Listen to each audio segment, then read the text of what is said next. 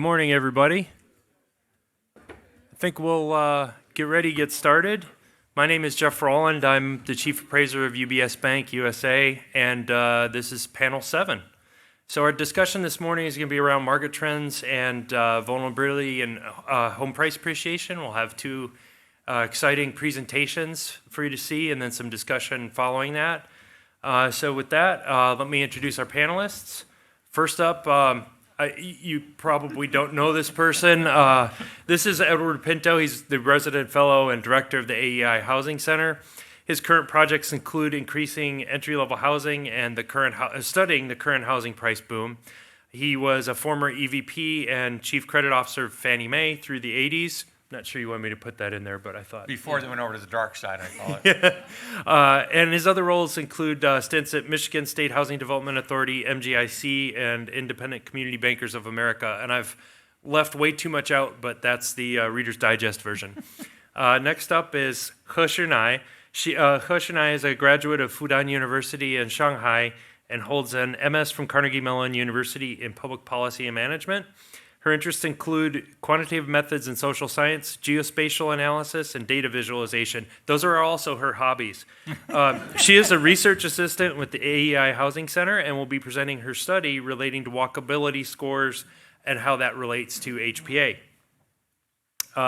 Next up is Ernie Durbin. Ernie Durbin is the Chief Valuation Officer of Clarosity, a nationwide AMC. He holds the SRA, AIRRS, and CRP professional designations. He is an acronym aficionado, and he was honored as the recipient of the Collateral Risk Network's Valuation Visionary Award in 2018. He served on the Industry Advisory Council and Appraisal Practices Board of the Appraisal Foundation. And finally, we have Tony Pastelli. He's an AQB certified USPAP instructor and certified residential appraiser. He is the SVP and Chief Appraiser of Computer Share Valuation Services. And in his role, he oversees all things valuation, appraisals, BPOs, analytics, and hybrid products. He's a 25-year veteran of several national lenders, Minnesota Appraisal Licensing Board, and a federal agency, along with plenty of experience in the field as well. And that said, welcome our panel. He's also a Valuation Visionary recipient. Oh. And he's number one. He was number one for the Collateral Risk Network. I was number 8. So we affectionately call each other number 1 and number 8. So I'm just glad I'm not number 2. got a point. Yeah, ready.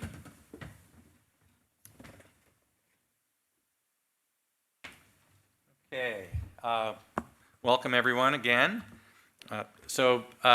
Those of you that have been to these events in the past, starting 7 years ago, and have been to various CRN events, know that I have a tremendous interest in property valuation, in particular the difference between market price and intrinsic value, or as I call it. And actually, the phone call that I left a message for Joan Trice back in around 2009, 2010, was about mortgage lending value in Germany with the Fond briefs, and we've now come full circle, and we'll be talking, I'll be presenting today my answer to how you get to intrinsic value, mortgage lending value, sustainable value, whatever you want to call it, that's what we'll be talking about. So why be concerned about price versus value? Prices go up and down, and they're largely driven by supply and demand. In the literature, that's called speculative forces. People are speculating on what the value may be in the future. They're not necessarily looking at what the intrinsic or fundamental value might be. And those tend to be volatile. While value is determined by trends related to market fundamentals, rents, construction costs, new supply, wages, and other intrinsic factors in the marketplace.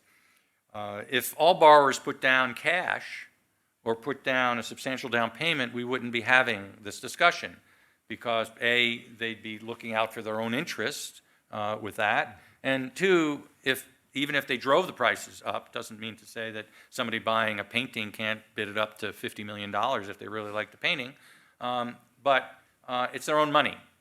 But instead, we have a system in the United States where it's really the taxpayers' money that's backing almost all the entire real estate finance market. So these issues do have an impact on the marketplace and the taxpayers' involvement in it. There are many core principles that I've found in my research, and this is outlined in one of the items you have, which is the FAQs for the Market Trends Report, which we'll be introducing today. If a new utility, and in appraisal talk, utility is what creates value. It's useful for something. If a new utility does not arise, sale prices may advance and recede, while intrinsic value doesn't change. If the new utility arises, both sale prices and intrinsic values will alter the level, and that can go in either direction. The utility could be a negative utility or a positive. So you've got a factory with 5,000 employees. The houses in the vicinity are going to be worth a certain amount. The factory closes down, they're not worth as much. We saw a perfect example when Amazon was going to move to Long Island City. Prices soared, and then Amazon changes its mind and prices go back down. That was a speculative event based on what was perceived to be a change in utility, but the change in utility hadn't occurred yet. And so I've found other additional insights. They're listed here. What are the important trends? Again, you'll see we're looking at rents, we're looking at wages, we're looking at construction costs, and we're looking at new supply and other factors that we're looking at. And why do we, in creating the Market Trends Report, rely heavily on the price tiers? We talked about our price tiers yesterday in a couple different, Tobias did it early on, and we referred to it much of the day. We find that the price trends vary greatly by price tier, and those price tiers need to be determined at a very local level. We determine them at a metropolitan area level. We also find that inventory is very important, and inventory also varies across the marketplace, but it also varies by price level. And so we'll see that when we get into the Market Trends Report. And mortgage risk. We find that mortgage risk varies greatly. First-time buyers, in general, have a lot of mortgage risk, led by FHA and to a secondary extent by Fannie and Freddie in their so-called affordable housing initiatives. But risk is a big component. The move-up market, as you'll see, has very little leverage or risk. And then lastly, there's the additions to supply. And those additions to supply can tamp down the upward pressures in price by adding more supply, Economics 101. And I talked about that a little bit yesterday in my supply presentation. So why has this report never been presented before, this type of report? It takes, like the land analysis done yesterday, it takes a long time to gather this information. The last 25 years of housing, of risk trends that Steve presented, it takes a very long time to gather these data, get them at the right granular level, and it takes a lot of computing power. And so today we've got a confluence of all those events that allow us to do this. So this is the Market Trends Report. It'll be available on AEI-markettrends.com. Right now it's password protected. We're in the beta stage. And we've had the panelists have had access to this, and so they've had a chance to play with it. We're going to start here, and we're going to, so I put in this 175 Cedar Lane, which in Hamilton. You need to back up there and make it Yep. Hamilton, Ohio, brother. Yeah. Not Canada. Yeah, where did I get? You got an L. Oh, Hamilton. There we go. There it is. Yeah, there we go. So it then prompts you with some addresses. You pick an address. Now, Ernie informs me this property, since he picked it the other day, is now under contract for $123,500. Correct. We're now going to launch the Market Trends Report. Populates. The only purpose of putting in the either the market, the listing price, the contract price, whatever, or defaulting to a Zestimate, is to put it in the right bin. We're not saying anything about the value of the house. This is not a valuation. It has nothing to do with that. It is a market trends report, and that's what it is. And so we need to know, based on the input from the user, what they think the right price point is, and then we use that to place it into the appropriate bucket. So we first start by talking about trends used to observe deviations between a subject property's market price and its intrinsic value. We look at construction costs, wage growth, rents, and housing payment to rent ratio, PITI to the rent. FHA had this concept in the 30s. What is the ability of a house to earn its way out of the mortgage debt without any assistance from the owner? Meaning, what does it rent for relative to what does it cost to hold? So right now we have a national building cost index, and we'll be changing this to a 3-digit zip code. But right now we have a national building cost index. You can see building costs are up in this nationally about 20%. This property was in the low price tier, and property's up 40% over roughly the same time period. So for that fundamental, property's going up quite a bit faster. Wage growth is a little more than 20%, 21, 22%. Of course, the property is still, its price bin is still going up at 40%. That price bin is for the county, Butler County. We'll get down to a zip code level shortly, but that's for the county.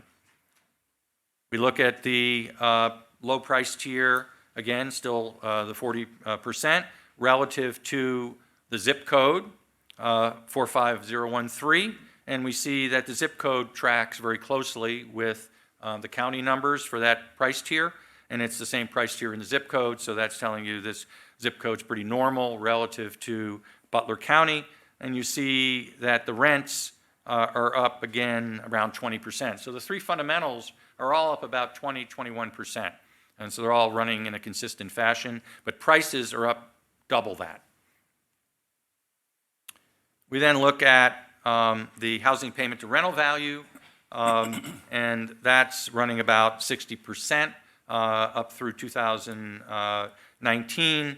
If you went to a 6% interest rate, as an example, it would increase it quite a bit. These numbers bounce around, obviously, based on what prices are doing and what interest rates are doing and what rents are doing. But so, even at 6%, we're in a pretty good shape there, I guess, or just barely out of good to fair, right? Yeah. And so without current rates, we're in excellent. Yeah. So from a rental perspective, this property could pretty much earn its way out of the mortgage debt, and this is assuming an FHA type loan, so it's got a high LTV.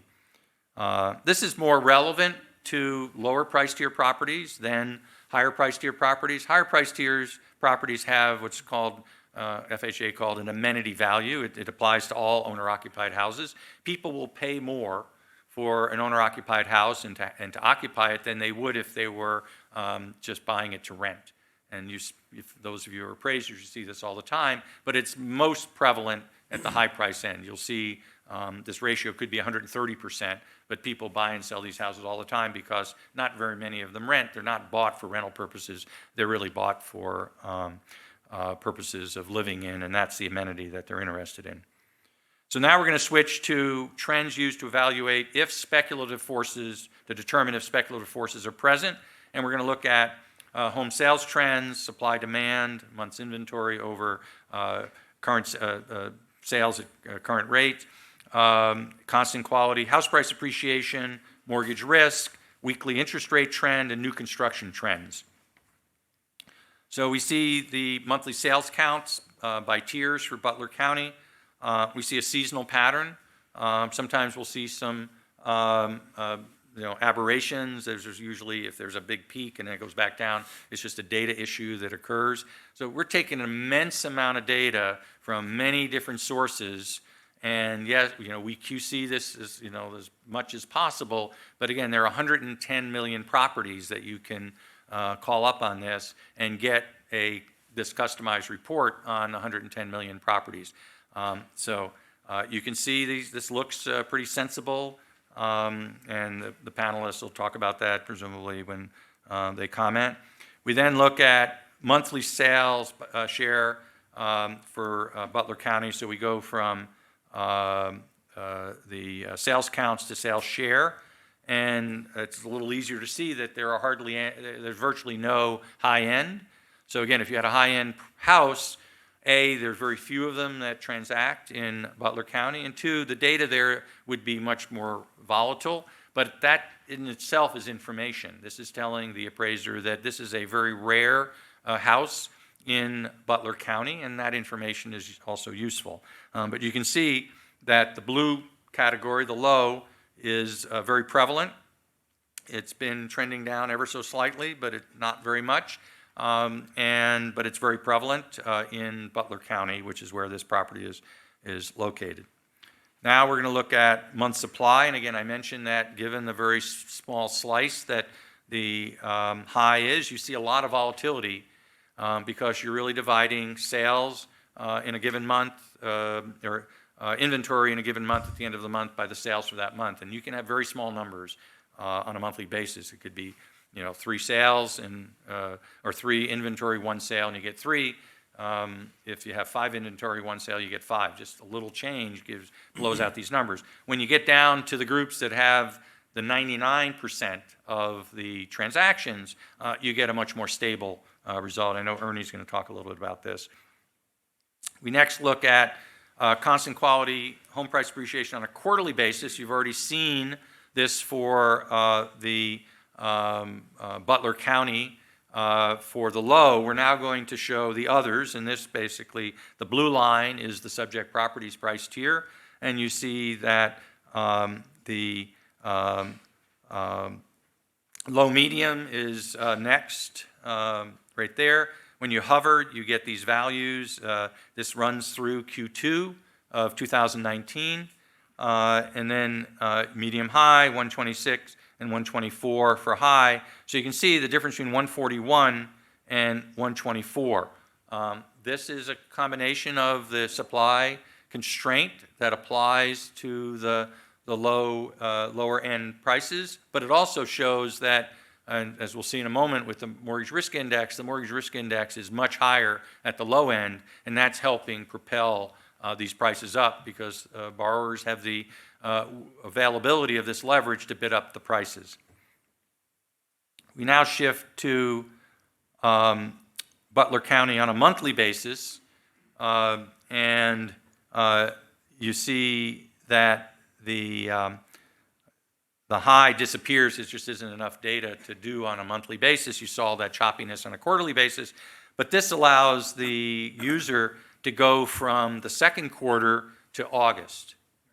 So we're in October, and now we're able to see through August what's going on.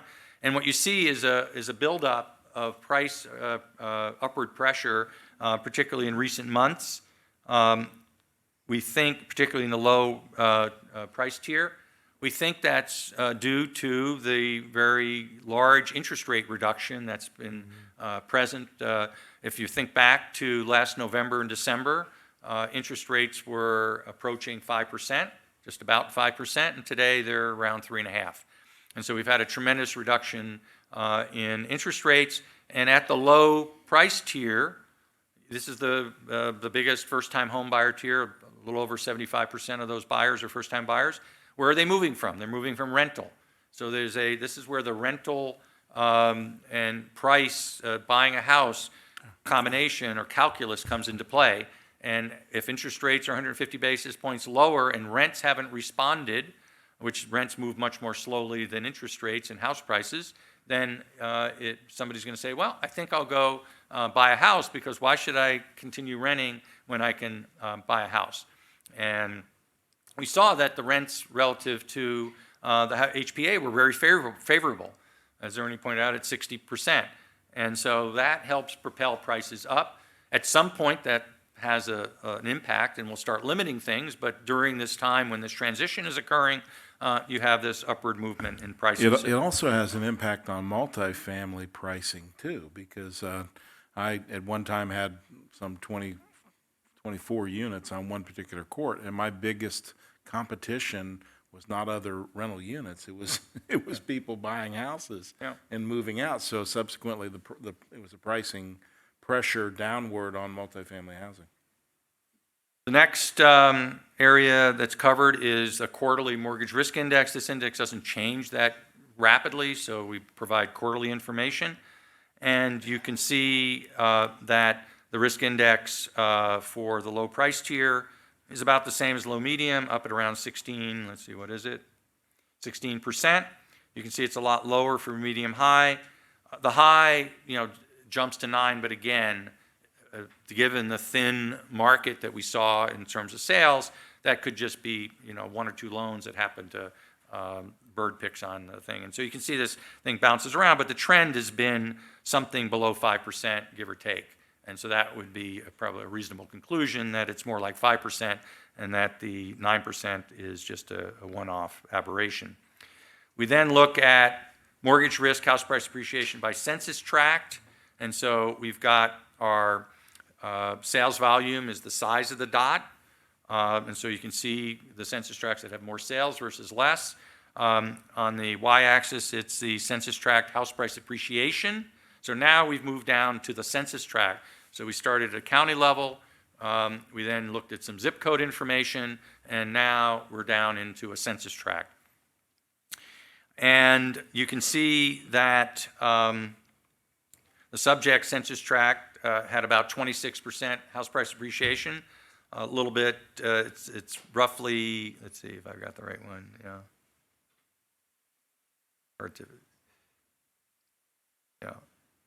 Look a little below the average. The percentage of high-risk loans is about 47%. Excuse me, the mortgage risk index is 14%, so that's just a tad below the 16 that we saw. The house price appreciation is 26%, and which is a tad below the overall for the zip code and the county for the low price tier. And you can see this trend line is things pretty much align themselves along that trend line. And the lower the mortgage risk, the lower the house price appreciation.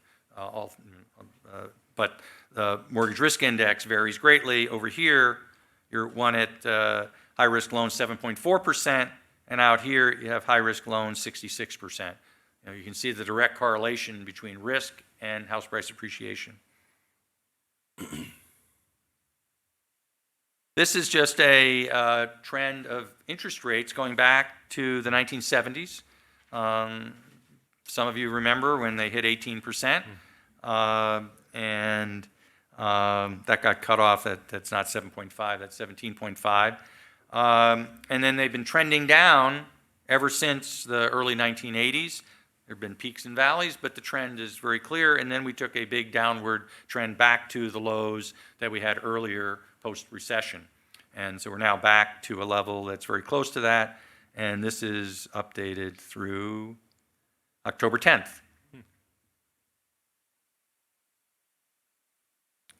New construction trends.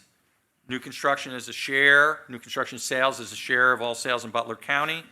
The blue line is looking at what it is for the county overall. It's running around 7%. And then you can go back and see what it is for the low, medium, high, and high. If you were in a place like Raleigh compared to a place like San Diego, you'd see that Raleigh has a fair amount of the low price tier having new construction and a lot of the low medium. And you'd see that Raleigh's house prices are much more muted relative to a place like San Diego, which has virtually no new construction at any tier. I mentioned that yesterday. We then look at new construction share as a share of all housing stock. How much is this new supply adding to the stock of housing, single-family housing? And the subject property is highlighted there. It's the census tract, you can see. And the national share over this time period would be to add 2.8%. Butler County is a little bit below average at 2.43. I think that's the area of Cincinnati that's got some growth, right, Ernie? Yes, That's absolutely. Hamilton City. Butler and Warren counties Yeah. are north of Cincinnati. So this is consistent with that, and then you can see what the individual census tract is 1.92%, a little bit below the county average, and new construction as a contribution to sales was 5.1%. High-risk loans, whatever. So we then get to a heat map of new construction sales by year. You saw this then resets. So you saw yesterday that Tobias showed some heat maps. I showed a heat map for Portland, and Tobias went through that on the housing market indicators. So we're going to plug in Cincinnati.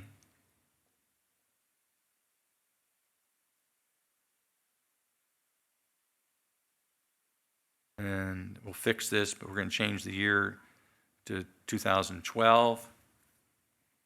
And you can see Butler is up here. There's not a tremendous amount that was going on in 2012, but you can see where the new construction predominates. What was the other second county you mentioned, Ernie? Warren, and if you shift the year there, you'll see those A lot more. that population shift from Warren to Butler County, which Phil would confirm is historically true. So they you see do. the shift. All of a sudden, blame them. everything's going on in Warren. It's very little in Butler, very little in Warren, but we'll take it to 2000. Actually, you see that deep green dot in Butler there? Yes? John Boehner lives under that dot. Oh, okay. Seriously. Now, sometimes that blank for Warren may be a data issue. If it's completely blank, it usually means there's something going on with the data. Again, we're taking all of this data and then displaying it. And so you have to, reviewing this, you'd be looking for things like that. But you can see that Butler has increased. So we can actually go down here to the next, down below is a comparison across years for the entire Cincinnati metro, and we can go to Butler, and we can see, yes, overall, Butler had a lot of additional new construction, went from 319 to 506, very little entry level, but the entry level numbers actually declined, and move up went from 231, just about doubled. So yes, Butler. So what was the other county? Warren. Warren.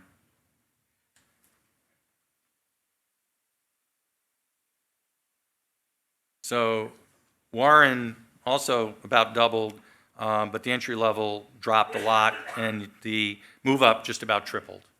So you can see, and if you go look, you'll see, as Ernie said, the two counties that really are driving largely what's going on here, Butler, Warren, and then it looks like Claremont is also active.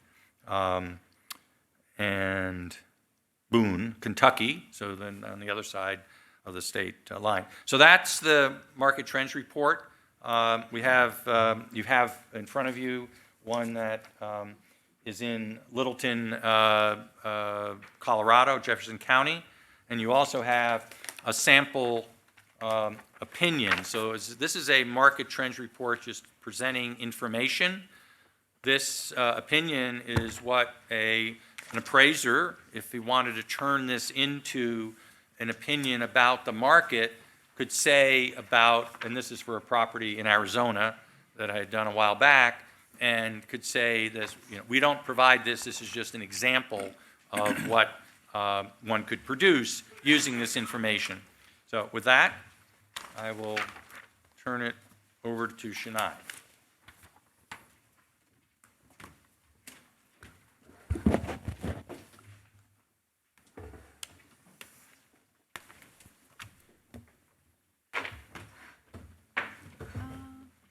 See?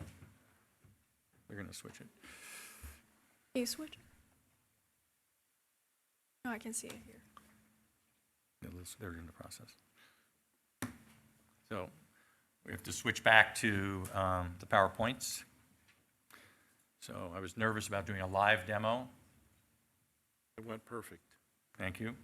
It went well. Thank Yep. you. Thank you. Okay. Thank you, Ed, and thanks Housing Center for giving me this opportunity.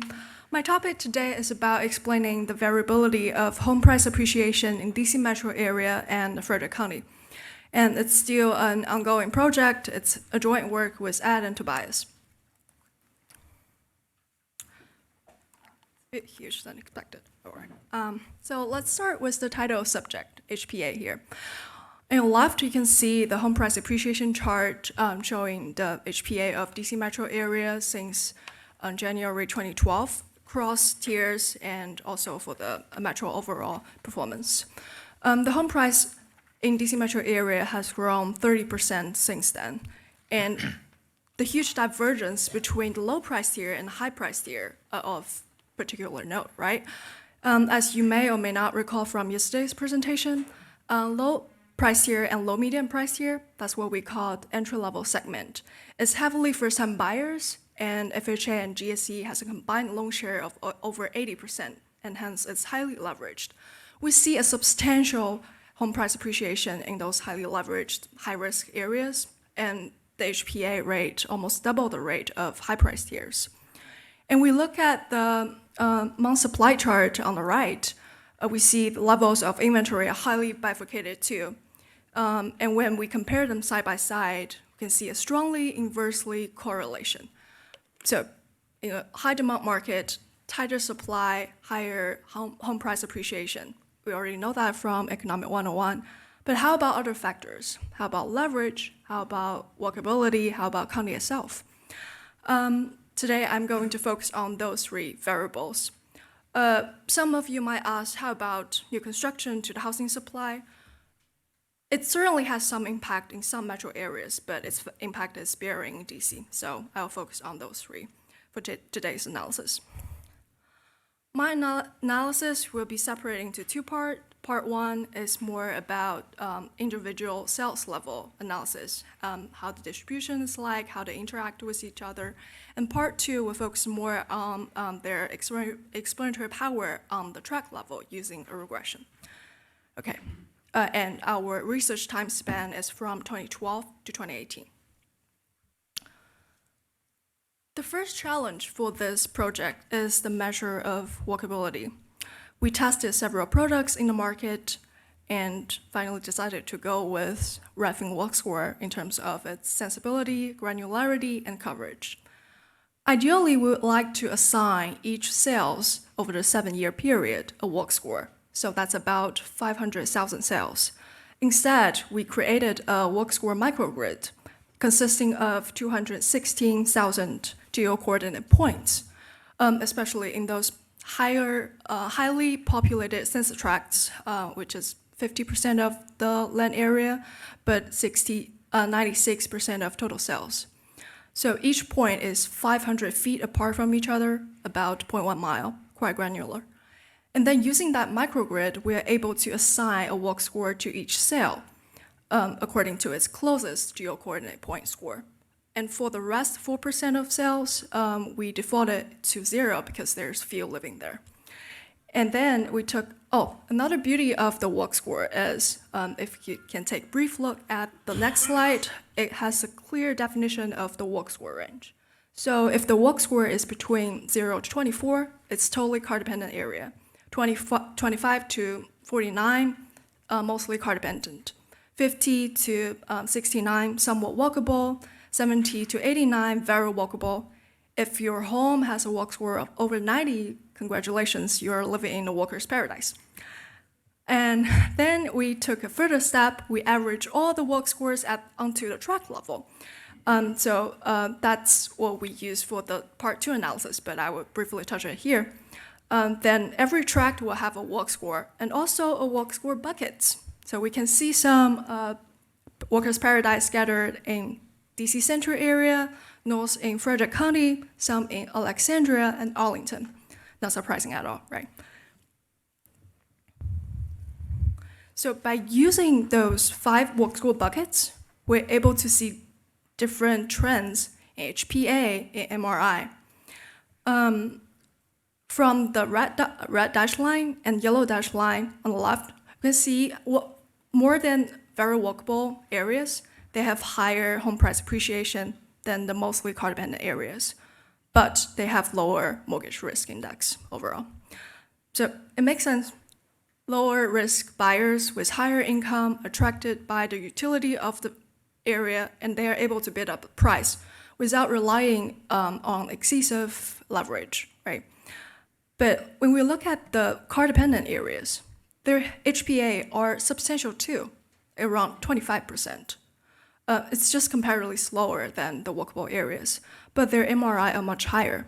So let's compare Arlington, Alexandria, and some areas in PG County in the last housing cycle.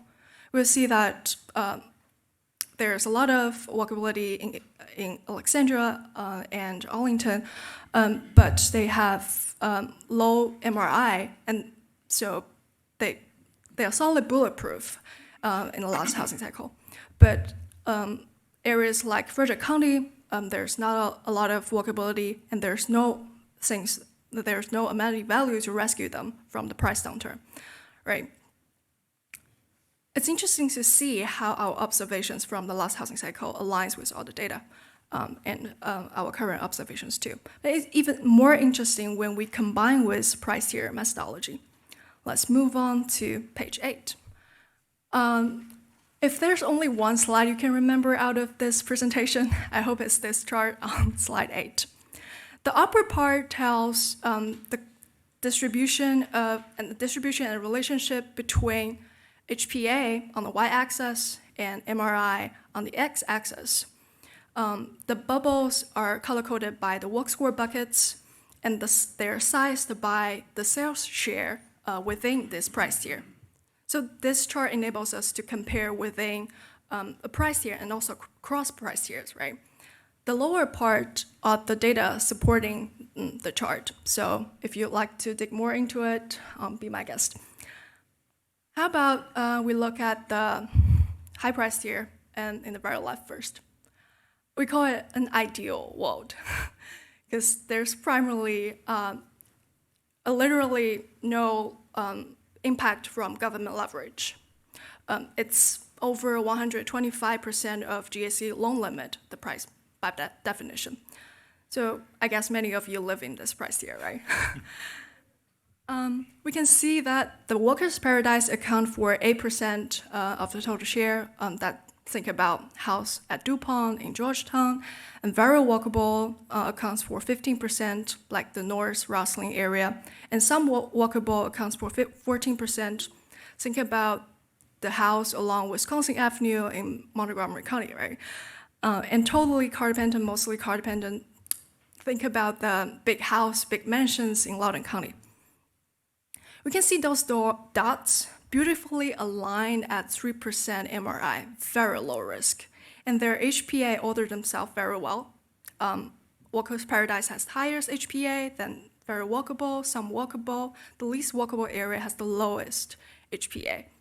And so we can see how the buyers in this tier, they're willing to pay a huge premium for walkability. While we look across the tiers from left to right, we can see the home price appreciation increases a lot, and MRI goes further to the right. Also, the share of Walker's Paradise becomes smaller and smaller to a tiny 1% in the low price tier. So if we only focus on those big dots, which is majority of the market, we can see the slope of MRI and HPA start from nothing in high price tier to very tilted in low price tier. And the HPA gap between very walkable areas and least walkable areas, the gap is narrowing down as the home price as the price tier decreases. In high price tier, the gap is about 17 percentage points, while the overall tier HPA is 17%. And in low price tier, the gap is about only 7 percentage points, while the overall tier HPA is 45%. So what does it mean? It might impact most of you, but for young professionals like me, with similar risk characteristics as other young professionals on the street, but unlike them, I don't need bars, restaurants. I would rather spend my whole weekend at home. No need to speak English. That's a paradise for me. But my ideal home would have the same home price appreciation at those luxury condos on 14th Street. Is that a good news for me? if I entered the market 7 years ago, but I was still in high school. But quit market now could be, right? But I enter the market now, then it will only be a question of time if I can outrun the market. And I don't want my ideal home end up being foreclosure and there's no walkability amenity value to rescue me out from the potential price downturn. So above all, we are able to see the push and pull dynamic between HPA, walkability, and MRI. Both walkability and MRI can provide HPA uptick, but walkable areas tend to have lower risk. So it further deteriorates the solvency of the most vulnerable group. In the next part, I'm going to talk about the explanatory power of walk score, MRI, and county itself on the track level. So using a regression. So why track level? For two reasons. First, our HPA methodology requires us to calculate based on an aggregation of cells. So we can derive HPA from a single cell. And second, we've tried different geographies, block groups, neighborhood, mixed block group, and census tracts. And turn out the census tract results are the most meaningful. So let's dive into the regressions. For all the regressions shown here, the left-hand side is the track level HPA from 2012 to 2018. And the right-hand side, we've tried walk score. Walk score alone explains 7% of variability in HPA. MRI explains 31% of variability in HPA. While we combine those both variables, it's like they negotiate, they had a deal and boost the R squared to 54%. Not only they explain HPA better, but also they help explain each other better. We've also tried regression number 3 in each county in the DC metro area. And they turn out similarly significant, except for Arlington and Alexandria, because one, they're very small counties, they have few tracts, and second, the risk characteristics and walkability are very homogeneous in those two counties. So the lack of the variability is tamping the R squared down. But it also reminds us to consider the county fixed effect. So that's why we have regression number 4. After adding the county, controlling for county, we now have an R square of 69%. After that, we've also tried including track level month supply and track level new construction addition sales share. But neither of them are showing meaningful results. So we'll stop at regression number 4. And as you may notice, all of the variables are very significant at 1% level. So what does those coefficient in the regression means? It means like from two perspectives. First, all else equal, when we compare a very walkable tract to a car-dependent tract, let's think about it, the gap is about 60 score, and it could yield an average of 7 percentage points uptick difference in HPA. And comparing all else equal, comparing two tracts, one with very high leverage, 20% MRI, and one with very low leverage, 4% MRI, it can create a difference of 23 percentage points in HPA. So when we look at the scale of the difference, it's confusing us, right? Think about all the private, public capitals put into those areas to turn them from car-dependent to very walkable areas, very walkable, very eco-livable areas. But the impact on HPA is only a third of simply introducing more leverage, increasing MRI by 16%. So if we can still recall the last housing cycle, that's a caveat for all of us. So let's, after mooring for housing market for 30 seconds, let's move on to the positive side. It turned out our track level walk score methodology is quite robust. It covers 99% of all the cells. Since track level granularity is quite good for us, and we're able to quantify the impact of walkability and see its interaction between with other indicators for the housing market. And we are able to scale it up to the largest 100 metros. Quickly to finish up, we have the next steps in plan. First is to quantify the dollar value of walkability. So the question basically is like, how much does one walk score cost? How much it can increase the home price? And we would also like to add a robust analysis of the impact of walk score on land value. So we'll be using the land value data set from Steve's project, which is also presented yesterday. Thanks, Steve. Thanks, other economists from FHFA to make this data public. And we're also planning to scale it up to the largest 100 metros. Hope it could be a very useful indicator to monitor the housing market. And with that, I will hand it over to Jeff.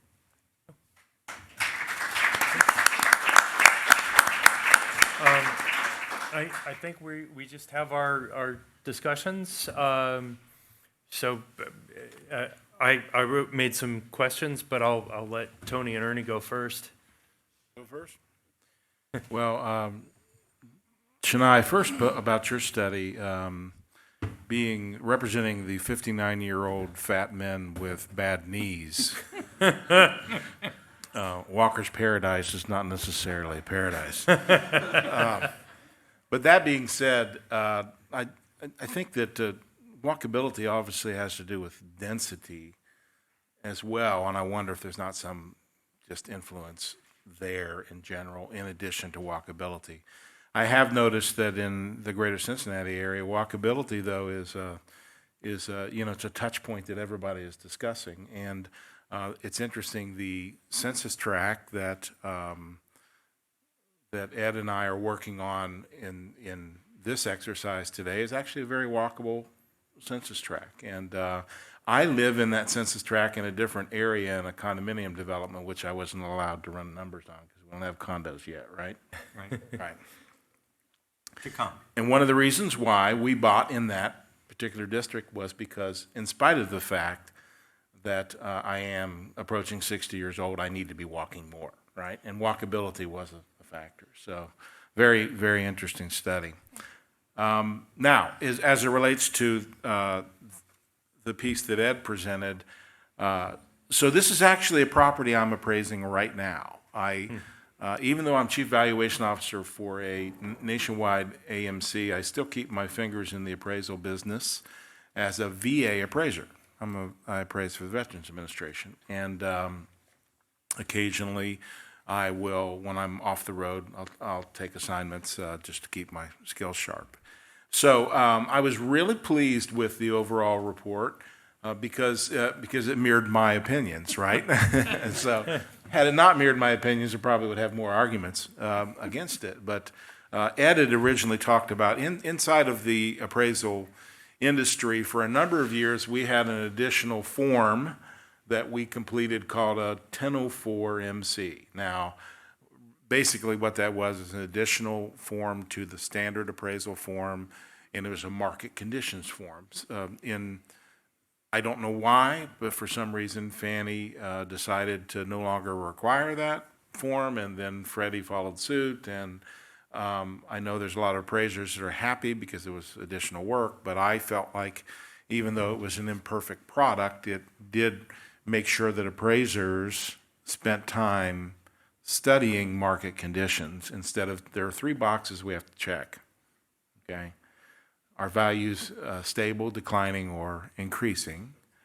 Is supply in balance or undersupplied or oversupplied? And what are marketing times? 0, I think it's 0 to 90 and 3 buckets there. Believe it or not, those 3 little check boxes have caused us a great lot of consternation as appraisers, because we found in the past that when we check a box that's outside the norm, we have a lot of explaining to do for that, right? So there's a tendency on the part of appraisers to not create noise. But good appraisers create noise whenever they need to. And we have to support those decisions to say a market is declining, because when the market's declining, there's a different collateral risk decision-making that occurs. And when the market's increasing, we need to make positive market change adjustments for contracts that are on the market and are ahead of historic sales. And we have to support that. So in supporting that argument, our appraisals are looked over, oh my gosh, Joan, how many times? 7, 8 times? Oh, yeah, easily. Before we're done, when it goes through an appraisal management company. First, our own internal, if we're even, as appraisers, we might have internal quality control, and then the appraisal management company, and then the underwriter, and subsequently the appraisal management company again, collateral underwriter if it runs through Fannie Mae, Freddie Mac, and then eventually secondary. So we really have to make our arguments strong, or we could find ourselves having to answer questions after the fact, which we never want to do. So in making these arguments for market condition differences, this kind of reporting is very beneficial. It's beneficial in that in this particular case on Cedar Lane, it's interesting, your report indicated just under 1 month of supply, right? So I thought, well, we'll just see if that's true, because he's talking about the whole census tract. And as an appraiser, I selected the neighborhood, and then I selected the market segment, that is, where would potential purchasers of the subject property also consider, as potential buyers. And this is a Cape Cod, post-World War II. They were just prolific in Hamilton, Ohio. So they would definitely cross over the census tract line. The appraiser, or the average consumer doesn't understand where that line is, but they would go to different neighborhoods, and I checked the supply levels of where that would be. And you know where it was? It was 1 month of supply. So I thought, okay, got me there. So then I checked. Thank you, Zillow. Then I didn't say thank you, Zillow. I just want you guys catch that over there. I didn't say thank you, Zillow. He said thank you, Zillow. So anyway, so then I checked the property appreciation, which you indicated have been going up, and I love the fact that you go to the last month, because that's in terms. Thank you, John. Yeah. Was that her contribution? That was Thank you, her- John. Well, many, but that's Yeah. what's one. Lo and behold, my trending analysis indicated about 3.5% per annum, and I've backed that up with regression analysis, because I love regression. It was the same thing. And so in both respects, this slightly macro market, I know you wouldn't call census tract level macro market, but appraisers that are, to use Phil's term yesterday, boots on the ground. I've worn out several pairs of boots over the years. We know our marketplaces, and we draw a little smaller definition, but really it's very hard for those smaller marketplaces to row upstream. And so at the census tract level, I think you have sufficient data to not necessarily calculate the adjustments that you would make for these nuances, but certainly to make positive arguments with this report. Now, We call that slicing the salami too thinly. yes, If you well, go down. as you can That's our official tell, term. I like salami, and Phil, I like sausage too. So that's an inside joke. But so interestingly, then you have your report on the report, and I'm here to tell you that I would never write this and include it in an appraisal. Primarily because I'm having a hard time understanding it, and I doubt the underwriter would get it either. But the other reason is intrinsic value. That's not something that we discuss a great deal. That was one of my questions, was sort of for both. I was going to pose a similar question to both Ed Anshin and I, was how would, as an appraiser, how would we incorporate both of your things into our appraisal report? So our middle name is Enterprise, and so we leave it up to enterprises to figure out how to use this information. I constructed a report that if the question were, what is the market price for this property and what's the intrinsic value, or fundamental value of this property and explain how you arrived at those opinions or reconcile the two. I had that way of reconciling it, but I understand that's not the question Fannie Mae and Freddie Mac ask.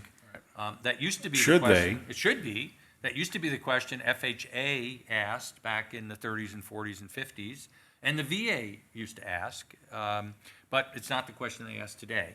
And so, but having said that, and Ernie, and I hope he elaborates on this a little bit, did make the comment that, he does a lot of relo work, and in a relo environment, this would be a very useful tool.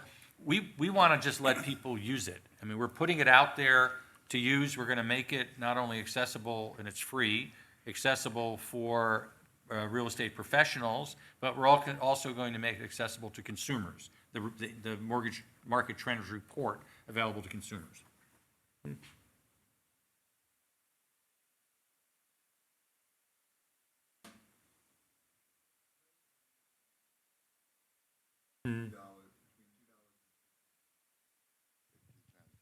you live in normal America. I don't know what California is, but but I guess my question is, when I was looking at your research, how sensitive do you think, and it's true with Ed stuff too, how sensitive do you think your walkability is to lower or higher energy costs? And I guess I'd say my second question is, have you done any work with overlays on what I would call the quality of the school districts close to, because I think school districts have an awful lot of impact on both of the work that you've done. Can be a trainee appraiser for me anytime. Yeah. So on your first question, Penny Reed's not here, but those of you that are longtime members of CRN and attendees here, Penny always brings up distance to travel, to commute, and the cost of gas. And so what happened in the last go-round, and my poster child for house price volatility, of course, is Riverside, San Bernardino. One could use PG County, but Riverside, San Bernardino is the poster child. And what happened was the price of gas literally quadrupled. If you go back and look at the gas, from $1.50 a gallon to $4 or $5, whatever, or tripled from $1.50, might have even been $1.23 or whatever. It went up a tremendous amount. And when you're commuting 30 or 40 miles and you have a two-person household, two jobs, and they're both commuting singly, as they do in Riverside, San Bernardino. And so when did the gas price start going up? In 05, 06, or in 04? It was going up. It really started by 05, 06. It had gone up a tremendous amount. And Penny always talks about, well, those people that were living there, all of a sudden their gas bill, their gasoline bill is going up every week. And they still have the same commute, and they still have the same house mortgage payment, none of which took into account the price. And so Riverside, San Bernardino, of course, did horribly. As Shania said, we can look at PG. Right. It just and you can compare PG County, which is close in, and it's really this leverage interplay with the walkability. Places that are very walkable in general, that are and have prices at the higher end, are going to have very low leverage and are going to be bulletproof, as Shania said. And places that aren't very walkable, and as Hurd said in 1903, did the utility actually change? That's really the question you're asking. And in Riverside, San Bernardino, the utility didn't change. It was still, as I call it, beyond the trolley car line. It was way out. And so nothing changed except the price of the land soared. And when the demand changed, all of a sudden, it went back to where it started. Maybe you should finish. Before we get into additional pick up a couple questions, minutes at the I end. wanted to make sure that number one had a chance to make any comments. By the way, it's no coincidence I picked these two gentlemen. I went down the list. I found it on CRN, and I said, okay, who's registered? Who can I get to be on this panel? Because I wanted valuation visionaries. I've been amazed. I haven't been speaking or contributing because I've been trying to soak it all in. Very interesting discussion about the walkability score. I totally agree. Proximity to amenities is going to attract people to buy homes there. We see that all over the country. The gasoline issue as well in Minneapolis. When I lived there, I know where Penny lives, near the the center of the city. I lived a little bit further out than I was when the gasoline prices went up. Homes became vacant. People were moving back into the city. New construction starts moved into the inner ring of the city and into the first ring suburbs rather than in the outer areas, despite lower land prices because of the gasoline price. And they moved to rental, the point. Yes. Well, they couldn't buy a house yeah. again after they Yeah. Or even if they could sell the house early on, they then shift to rental because they really can't buy another house closer in. They want to reduce their commute, so they shift to rental. Correct. And the developers were left with unbuilt lots and they foreclosed and land sat for many, many years as a result of just that one event. I, like Ernie, try to stay involved. I don't do appraisals, but I do teach USPAP to appraisers, and that's my connection with the boots on the ground. And over the weekend, I was on the western side, the western slope, as they call it, in Colorado, and we were talking about what a single economy or a single business would do to a community and what the appraiser's responsibility is. A report like this goes even beyond just saying, well, there's a company that is going out of business or has gone out of business that employs 300 people and the population is 10,000. What's that impact going to be? This speaks more to sustainability and predictability of repurchase after a foreclosure and the impact that it has on the larger area. If I were an appraiser, I would include this, but as you said, Ernie, I wouldn't include the writing, but the validation for your decisions in the appraisal very much justified by this kind of information. And I know in Denver, where I am, my sample, it was difficult to find a sample that wasn't a condominium or a townhome that was in that lower range, and it was still 375,000. Yeah. And you see the differences in the rental and the rental. You guys must be smoking something out there. That's why the prices are so high. Exactly, but are they going to be able to stay there? That's the wages are maybe a little bit higher than other areas in the United States, but certainly rent and home prices, and you see that in this kind of report, and it justifies the appraiser's marketing or market description and analysis. And you see in this report that the higher priced homes in Denver are starting to depreciate first. And I think that's entirely accurate. These are wonderful tools for the appraiser, but I think there's a future for this as well in automated reports or a different aspect of the underwriting of the collateral and the credit. Hey, real quick before we take other questions, I just kind of want to challenge Ed with this report and your description of intrinsic value. I know what you're trying to get at, but at something that Joan and I and Tony and others that are rarely early in the Collateral Risk Network have been thinking about and studying and trying to reach for the longest time is a collateral risk score, right?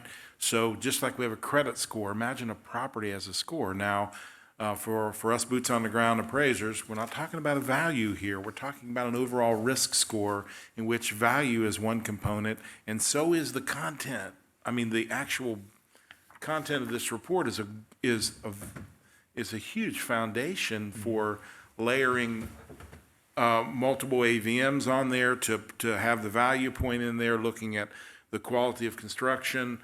Hey, what about walkability? These other factors all come together to say, what's the overall risk score there? And I think that it would be interesting if we would take this same data, leverage the other data sources we have in the valuation community and come up with that score. Maybe if AEI did that, then intrinsic value, you'd be getting to intrinsic value because you're really discussing overall risk. So our plan, if we can, and that's why it was important that on the walkability it's scalable to 100 metros, which would cover, 85% in the 80s. So again, once you get beyond those metros, the walkability issue just starts dropping because you're talking about very small It can communities. still be a factor. It's going to be still a factor, but it's hard for us to slice the salami beyond the 100 metros. It gets expensive to keep expanding. A better slicer. Yeah, we need a better slicer. But the plan is to go to the 100 and then see how much beyond we can go to that, but the plan is to go to 100. At which point, we would incorporate that into the market trends report.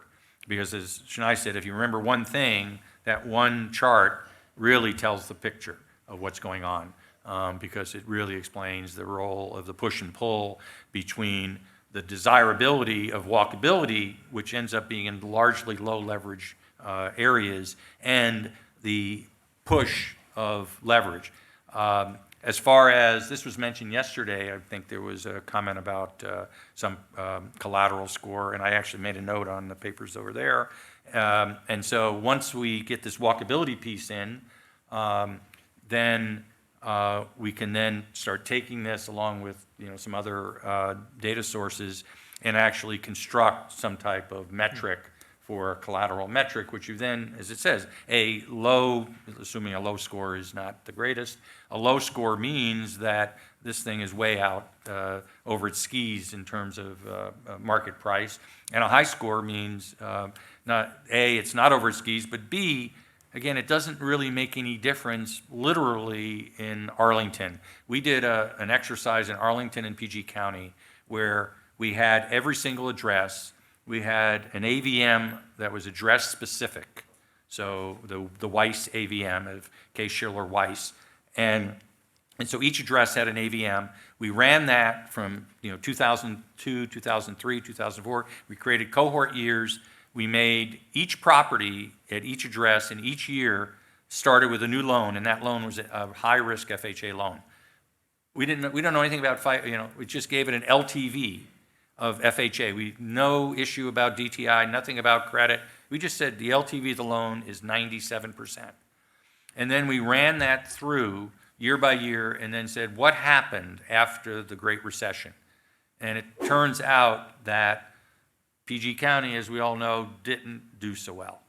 And with the exact same loans, this 97% loan, 30-year, Arlington County came through in a really great shape. Now, there were still, and our definition was, what percent of the homes were more than 10% underwater? And it turns out nearly 100% of the PG County loans in 03, 04, 05, 06 are 100% underwater, particularly 04, 05, and 6, and a very small percentage, I don't remember the numbers, in Arlington are underwater.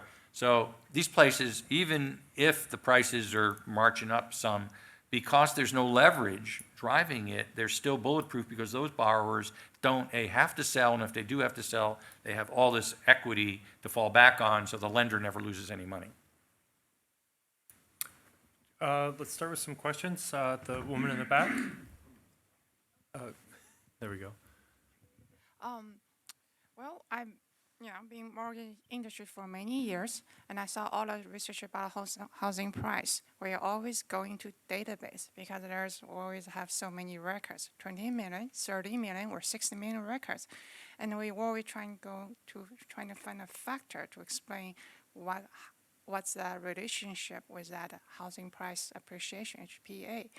I believe everyone sitting here already own a home, or majority of them own a home. And many of us, we probably at some point are going to move to next phase. So you have here's all the collateral. And then who's going to take the collateral in next 10 years?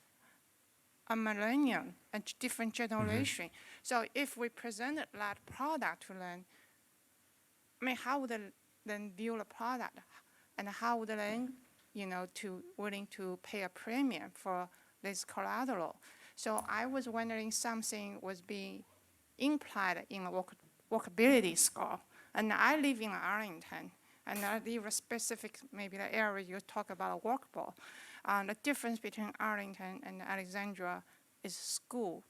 And if you can go down to zip codes, you will make your study very accurate. You will see more, everything explained by the walkability by the school. And then plus Arlington County is the county that you don't pay county tax, like Maryland said. Bethesda is very walkable too, but Bethesda has to pay specific tax on top of the state. You need to get to the question. Okay, so my question is, do we, should maybe, instead of the quantitative research. We do a qualitative research to research to what the buyers want for the current collaterals, and then that's going to be a risk the collateral have. So one of the reasons we look at the rent versus the sales price and that relationship, and also, track the sales price, is that price is a reflection of the supply demand. And so we're trying to explain, why the prices are going up so rapidly by looking at supply demand, and then we'll incorporate walkability. We've thought about, school districts. I've looked at the data. It just like we had to go through 4 different walkability scoring systems and find the one that worked. These school things are all over the map. And so we think we've captured a lot of that in just the price trend data, the rent data, and the county and the supply demand, and all of that is reflective of there. But if we can find a way to get at the schools, we will. I mean, you can go to schools, you can go to crime rates. I mean, there are different things. A lot of that is reflected in what's the fundamental price of this area versus its market price. But we've looked at it, but it's a tough one to get one's arms around. We were just happy we were able to get around the walkability, get our arms around walkability. Right here? Hi, Pat Lawler. I understand why walkability is an amenity. It's something that people desire. Also schools and some of the other things you were mentioning. And I can see how it may help explain what has happened in that we had a dramatic overbuilding in suburbs. And when the market collapsed, that's the part that lost the value. But looking forward, I'm wondering how predictive it will be in the future, except in the near future, because trends in real estate tend to continue for a while. But if the difference between finding what makes a property valuable and what makes it have value at risk seem to me to be different things. And I'm wondering, in different places and times, would this, so this is something you could check historically, would this have worked as well in Detroit, for example, where the story of what was going on was very different? Would walkability not work very well at all? And I'm also wondering in the future, how confident what is the rationale to think that this will have continuing value about the risk of the value rather than just the value itself? Well, thanks for the question. You are right that our study is more a retrospective rather than predictive. And the technical side of it is we only have the current walk score. So it would be better if we have a historical trend of how it changes and incorporating the school district and other factors. But it's all dynamic. So for me, it's a question of data. How about you? So again, going back to my favorite poster child is Riverside San Bernardino. Riverside San Bernardino is having the same house price boom that it had the last time.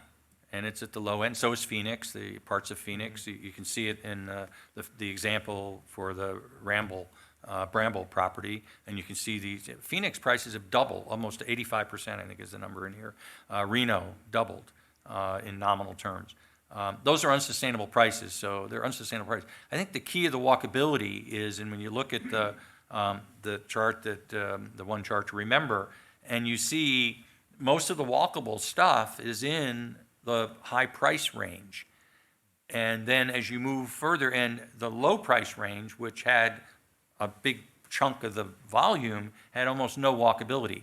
So the walkability it's just not a factor in the low price range because there's not much of it. But there's a relatively speaking, there's a lot of it in the high-priced area, and that's what makes those high-priced areas bulletproof, because they're very desirable, but people aren't using leverage to buy it. So I think that's a trend that exists. And I looked in Houston back in the 80s. There was a place called University something that was a little enclave in Houston. Houston had this donut around it that the prices just collapsed. Yet there was this university which was inside the donut, and obviously there was, I don't know what university was there, I don't remember. This is 1983. And the prices didn't collapse there. It didn't collapse because the leverage was very low and it was very walkable. And so I've been thinking about these relationships for a long time, and this is the first time we're able to actually put all this data, and we still have the walkable piece to add, but put all this data in one place. It is an iterative process. We will keep improving this and finding more, but as Shania said, going backward in time, walk scores don't change that much. They do change, but they don't change that much. We don't have any walk score. First, they were invented whenever. Can you do your trends report retrospectively? Can I do a trends report on 175-seater in, say, 2011? No, but you can Boy, that sort of would be create, cool. you can go back and for each of the items, you can say what was going on in 2012. Now, so we start in 2012 because that's when most of our data starts. And when we started the MRI, we started it in 2012, and most of our data starts. Now, there's some data that we're going to try to take further back, but again, notwithstanding the tremendous research staff that we have, it just takes time to do these incremental steps. One of the things we want to go back and do is go back further in the new construction. You know, we kind of mimicked everything to the core data that we had in the MRI, and then we've been filling in to the present. So this gets updated, some of it monthly, some of it, in the case of interest rates, daily or weekly, some of it quarterly, and so this thing will be updated. The time period will continue to start in 2012 or whenever. So in 3 years, we'll have, instead of 7 years of data, we'll have 9 years of data. Our goal would be to have at least 12 years of data, but all I can say is 6 years of data.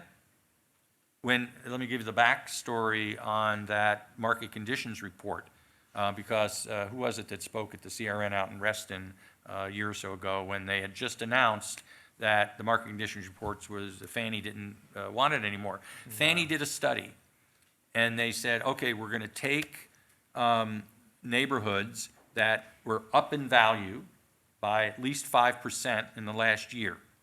And so we're only going to look at sales or appraisals that are in neighborhoods that were up in value at least 5%. And then we're going to look at what the report says. And the report didn't match what was going on. And they go, well, wait a minute, this is the market conditions report. This isn't worth anything. It's actually giving us negative information. And they said, well, we don't have time to create a new one. Well, so at that point I said, look, we'll create, to myself, we'll create this. And so that was really the full impetus for doing this market trends report, because now we didn't even have this market conditions report, which was poorly done to begin with, because it only went back 12 months. Yeah. You can't go back 12, as you can see from these data, you have to go back 6 or 7 years.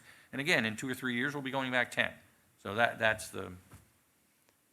Jim. Ed, I just wanted to comment, since we have our next CRN meeting conveniently in Sarasota Yeah, Busman's Holiday. on January 22nd, I would invite all the visionaries in the room, in fact, to participate, and I'll commit to a roundtable that we will devote to this and discuss what other Okay. risk factors that we might consider you inputting into this forum. So I we think that'd be accept. a lot of fun. And as I said, we're going to be making this available to the professional community. We're going to do some beta testing. If anybody would like to participate as a beta tester, come up to Shania or me afterwards. And we're going to have, there'll be a print, you'll be able to print this, you'll be able to, cut and paste it and do whatever. It'll all be available online, but it'll be a print version. We'll have an API that if you wanted to do 1,000 of these, you hit the data, hit the app, and then it would report back 1,000 of these reports. Let's go. One more question. Gentleman here. Maybe we'll get one more after that. Ed, let me try to help with a couple of the questions. To the first one, gas prices. Gas prices don't matter for this. What does matter is proximity to what are called regionally significant places or job centers. Schools, as you pointed out, there isn't a correlation between walkable and drivable. There are correlations within drivable and within walkable, but not so much between the two. Pat, the concentrations in other cities are even higher than what Chennai saw. Detroit, Atlanta, much higher, and it's incredibly predictive. And that's been tested. Okay. You can see the different trajectories of walkable versus drivable neighborhoods. And it's remarkable. Well, now it's desolate, but when you take a Well, look it was at, desolate back. But there's a revival in downtown. and this gets Detroit. back to the earlier question, the proximity to public transportation and value capture is tremendous. So if you look along the Quicken corridor, the streetcar in Detroit, you can see it on both sides. It's actually named Atlanta. Desire, I think. Atlanta's extraordinary. The concentration of home price appreciation has been so heavily concentrated in the 27 walkable neighborhoods. Since 2006, you really have to go back to the crisis, because you will see from 06 to 09, walkable communities, to use our term, were bulletproof. They also recovered far more rapidly. And the difference in price appreciation between the walkables and the drivables was striking. The harder question was, as you got to 2014, what was it going to be in 2018? Because we were in a period of some stability, and that's continued. You know, it just widened out. This is what is driving demand in our top 30 metros. Can we take one more question right behind you there? She's had her hand up for a while. Thank you for the presentation. My question is about MRI and its relationship with walkability. So in your regression, when you look at the MRI, you see a significantly positive relationship. But then if you also kind of look at the price tiers, of course, the lower price tier have higher MRI. So this is just reflecting the fact that during this period of time, the lower price tiers have experienced a greater appreciation in home prices. So I was kind of confused about how you can kind of phrase that as this is an impact of MRI when it's kind of related to the fact what we have seen. And in the presentation we saw yesterday about the supply issues and all these things are, I think, correlated. So I think it'll be interesting to better control for other factors, or maybe just put in, I think it might be more interesting to just divide it by different price tiers and see how the walkability sort of has a relationship with the house price appreciation for different price tiers, rather than just putting in MRI, which I think is a proxy of price tiers. And then I think a lot of people just mentioned walkability to what is important. And if you look at the lower price tiers, I don't think the walkability has a huge association with house price appreciation. So then I think he'll be able to kind of tease out what sort of is more important in terms of walkability, because we kind of all, I think the question that we want to know is walkability to what, because I kind of live in the more suburb area and I do have to use the metro to come to the job center. So I think those things. So I think we've got the question, so we brought this back up. So now you want to go through this again. You'll note this actually has 4 or 5 variables showing. You have to look at it very closely because you have an x-axis and a y-axis. You then have the color coding, and then you have the size of the circle. So this is showing price bin, house price appreciation, leverage, and walkability all in one chart. And so, Mr. Knight? Yep, I think it will confuse people when I talk about price here first, but I didn't include it in the regression. So it's more of a technical question. In our official term, if we further segregate the census tract to price tiers, we call that we are cutting the salami to singly. So our data doesn't allow us to dig that deep, but we are trying to reflect price tier effect in this. So that's why we have this chart. So we hope, I hope those two parts can be complementary to each other and give you a whole picture about that. So we're not running a regression using the price tier, but we're displaying the results by price tier, which shows, and again, in the high, it orders itself very precisely based on walkability. The leverage is identical in all 5 dots at 3, give or take, and that's the high price tier and is the one that has the most walkability because the red dot is the largest in the high price tier. And the question of the regression is, original question is how much it can explain. So that's why we take the format of regression. But if we want to put in more predictive, how it could impact, then regression has its own limit. We have to develop other methods to better address that question. And as Shania said, we did look at adding new construction, we added supply, and those didn't have any impact. So the factors we already identified either took that into account in the case of the supply situation, or there wasn't enough new construction to actually have much of an impact. And then if you look at the DC, there's just not that much new construction relative to other places where there's a lot more new construction, like Austin or Raleigh or other places. So. Mr. Moderator, Phil's been dying to say something. Oh, all right, last one, and then This data is excellent, and I want to thank you again for having it be in my backyard. So I know exactly what I'm looking at here. If I take a look at your monthly sales in Butler County, I see that there's a larger amount of higher-end homes in 2016. That's when Ernie sold his 3 houses at that time, at the higher end, which is very nice. But one thing I want to bring up here is when you take a look at the monthly supply price, it really does show something that we deal with on the appraisal side called duress. And a lot of times in the market value definition, the market value is a probable selling price without duress. And a lot of times when we think of duress, we think of a situation where it's a foreclosure, a bankruptcy, or divorce, but also duress can happen on the opposite side too, where there's not enough inventory. And then all of a sudden it goes to what this young lady was talking about, where homeownership becomes a financial position where are you paying a premium for the property versus a discount for it. So I think that this analysis is excellent. This is going to be available to all of us online for free. Absolutely. And in the thoughts of going back to 2006 on the data? Well, again, that's I know it's a big endeavor, but it does, but on a consumer side. Mind, but yeah, on a consumer side, it may show this is where we've been and this is where we are now. And again, if you go back to FHA back in 1934, they actually go through what the consumer is supposed to be thinking of and Right. what the seller is supposed to be thinking of in this duress situation was very clear.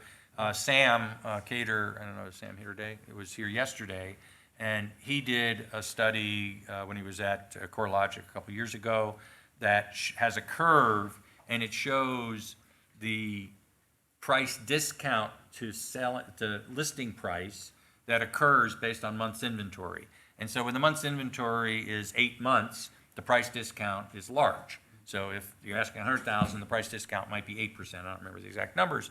And as you move in, the curve went like this. And it got, as you got closer, as you went from 2 months to 1 month, the price discount plummets to where you eventually get to a price premium. And we remember a year ago or a year and a half ago, more like a year and a half ago, there were these price premiums. And that's what happens when you have incredibly tight supply because people are just jumping and saying, I gotta buy, I gotta buy, I gotta buy now, I just keep going up. And so we're not back to that spot quite yet, but you see that price jump at the low end in Butler County, that could be part of that. And sometimes that pricing is hidden inside of concessions made by the sellers. Right. I think we're out of time. We are. Thank you. We'll have a short break and then reassemble.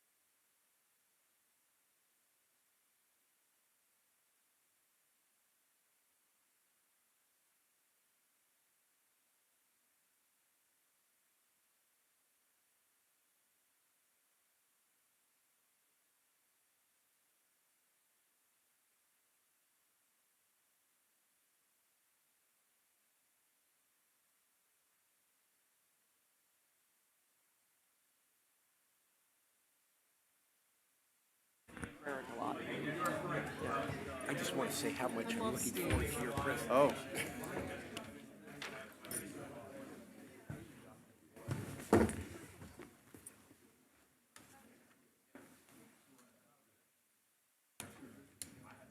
Well, if everybody, looks like we have recoalesced, so if we're ready to start, we'd be happy to start the final panel of the day.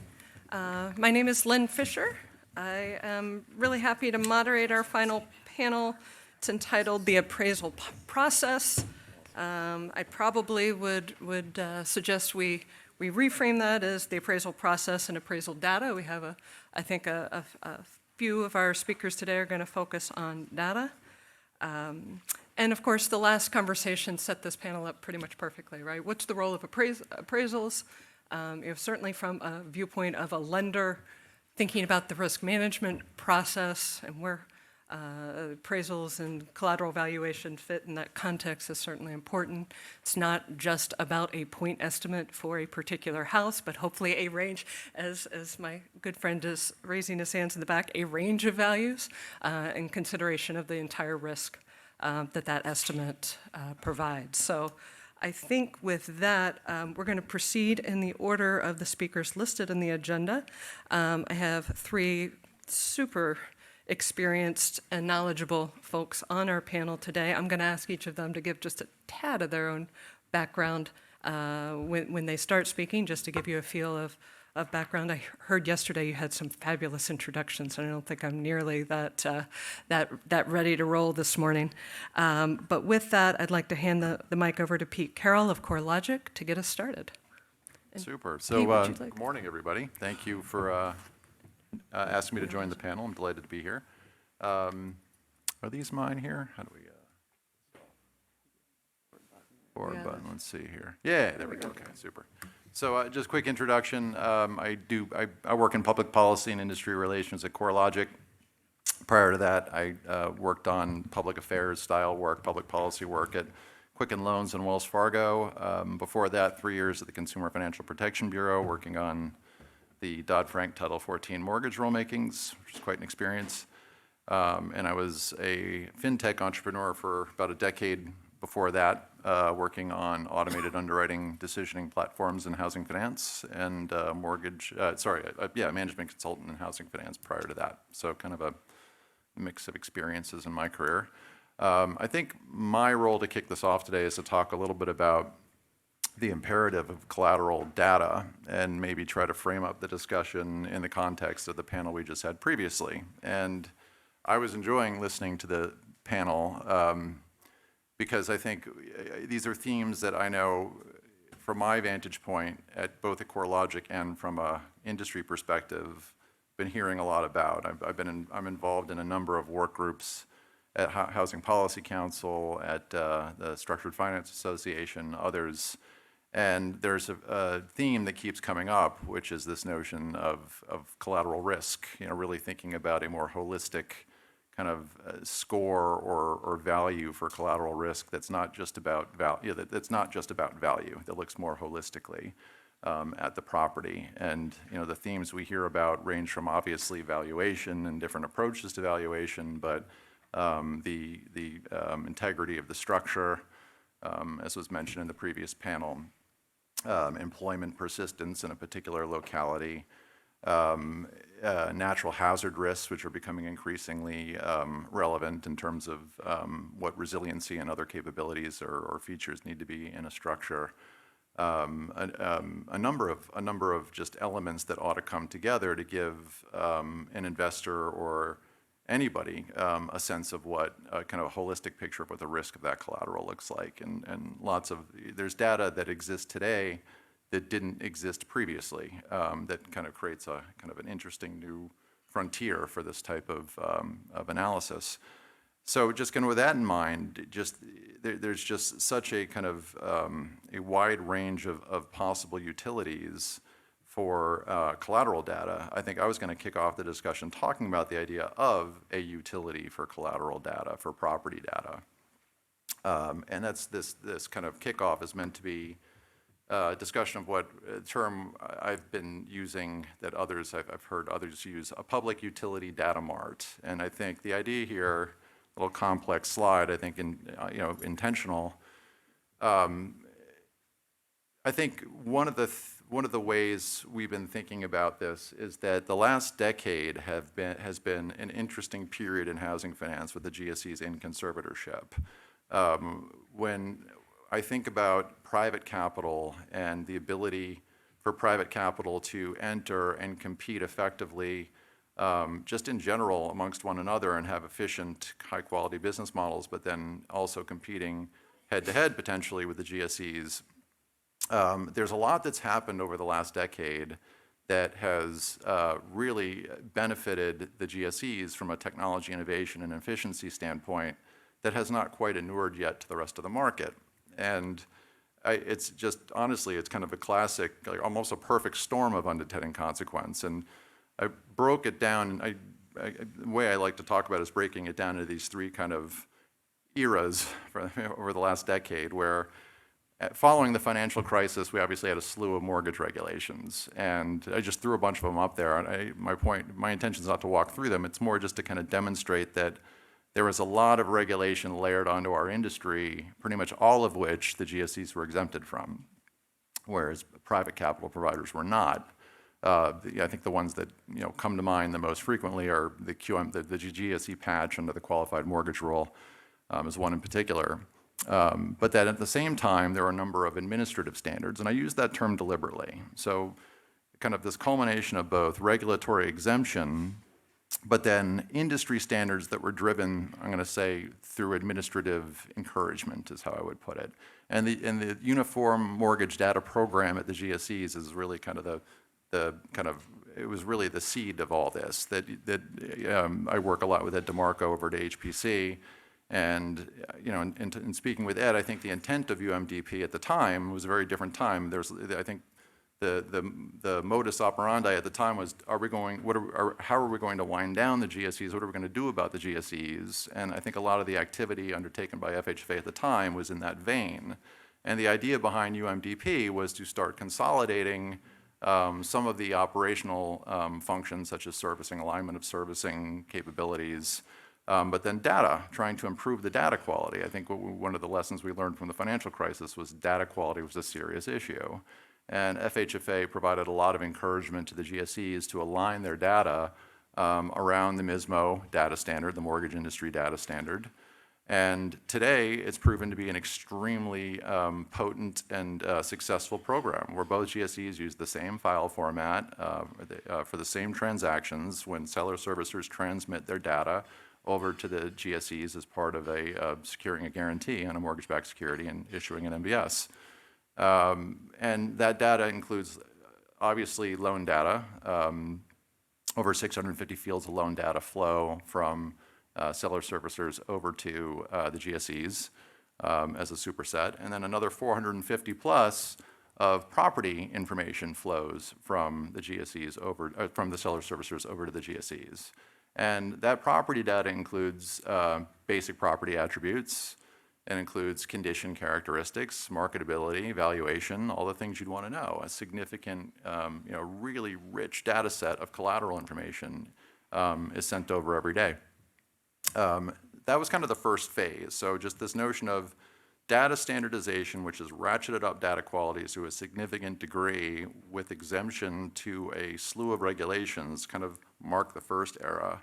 Second era, kind of an outgrowth of that, would be rep and warranty reform, which was, I think, again, the intention there was quality, loan quality, really trying to clarify the manufacturing obligations of a seller servicer vis-a-vis the GSEs, so that if I'm a seller servicer, I have much greater clarity and confidence in what's required of me to deliver a loan. And very productive, again, just very productive innovations that have clarified roles and responsibilities in the process. And then what I refer to is digital innovations. So, starting from 2009 up until 2015, 16, you were starting to amass very significant data warehouses of what I'm describing now as pristine data. So if the UMDP program and all that data standardization wrought high quality in data, that begot really sophisticated data warehousing capabilities that have been used very effectively by the GSEs. And we have seen that manifest in a few ways through development of property inspection waivers, pilots around moving away from kind of the crudeness of a debt-to-income ratio. Lots of opinions about debt-to-income ratios. Actually, I'm a fan of them, but there is a lot of interesting innovation going on around. Now that you can electronically take direct deposit accounts, you can have a very fulsome picture of what the income flows in and the expense flows out look like, and get another picture, a cash flow picture of a borrower, which could be used to determine ability to repay. But then, but really lots of utilities around property, lots of ways to think about how you value a property. Do you need to actually go into the field and collect data on a property? Can you look to valuation methods other than a independent appraiser doing the work solely? Is there a hybrid that takes advantage of the skills of the independent appraiser but makes the job more efficient for them? Lots of thinking going into that, but I think the point I wanted to hit is that a lot of that thinking is driven from the availability of large stores of data on collateral information that have been assembled by the GSEs and are, at the moment, the exclusive domain of the GSEs. And that brings us to present, which is, I'll skip over UMBS and the CSP. I mean, that's obviously out there, but really where it culminates is that when the GSEs have successfully put together some of these capabilities, like, for example, a property inspection waiver has the potential to really drive down the cycle time on a mortgage closing. And one of the stats I like to use is that if you are a purchase lender and you're able to move if you're able to move a purchase transaction from 60 days down to 15 days, that averages out on most retail rate sheets to be about 20 basis points in gain on sale margin. So the stakes are high here. That's real money. I mean, 20 basis points is a lot of money on a transaction. And that's about the difference. By all means, take a look at it, and obviously rates move, but if you look at the mortgage note rate stack on any retail rate sheet, you're looking at about 20 basis points between a 60-day and a 15-day lock. So there's a lot of energy and enthusiasm around trying to think about alternative ways to deliver appraisals that hopefully are prudent and are being done thoughtfully. But if they do drive down that cycle time, there's real money to be had there and real savings to be passed on to consumers. So I'll move on from there. And so I think part of what I was looking to tee up today, and then I'll move on to my colleagues, is leveling the playing field, I think, is a big theme that I hear a lot in the work groups that I participate in, that this is not intended to be a knock on the GSEs. I think for, at least from my opinion, is they've done that last slide, they've done a tremendous amount of really thoughtful, innovative work, standardizing data, building data warehouses, clarifying manufacturing obligations, applying really sophisticated analytics and really driving down the cycle time on a mortgage closing that inures real benefits. The problem, I think, that some feel is that that capability is locked up in the GSEs and really needs to be made available to private market participants as well.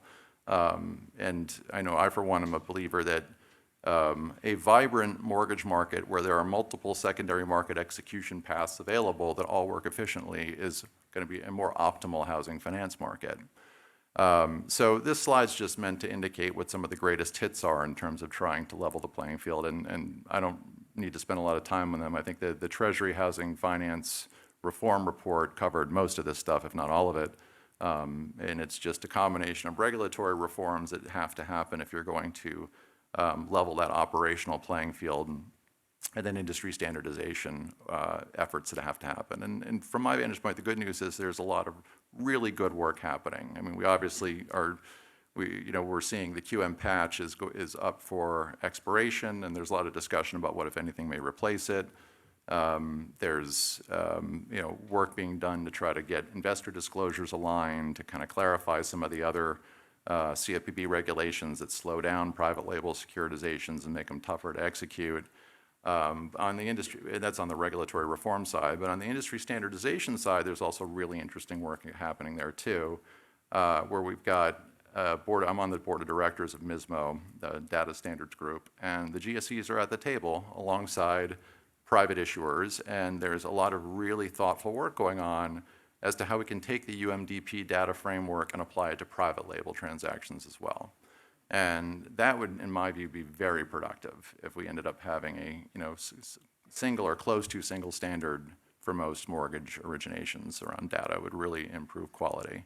And then, of course, a challenge for industry and the private side will be standardizing rep and warranties. That tends to be a tougher pull. It's easier when you've got two entities, in Fannie and Freddie, with a regulator who's highly determined, as opposed to scores of counterparties who all have to kind of get together and agree on a single framework for a rep and warranty. And I don't know that it's necessary that there be a single rep and warranty framework, but some level of standardization there or kind of templatizing will be important, because it is the ability to automate and drive automation in a high quality fashion and linking that to a rep and warranty framework that creates a lot of power. Kind of back to that stat I used before. It's one thing if I can drive a close from 60 days down to 15 and save 20 bips.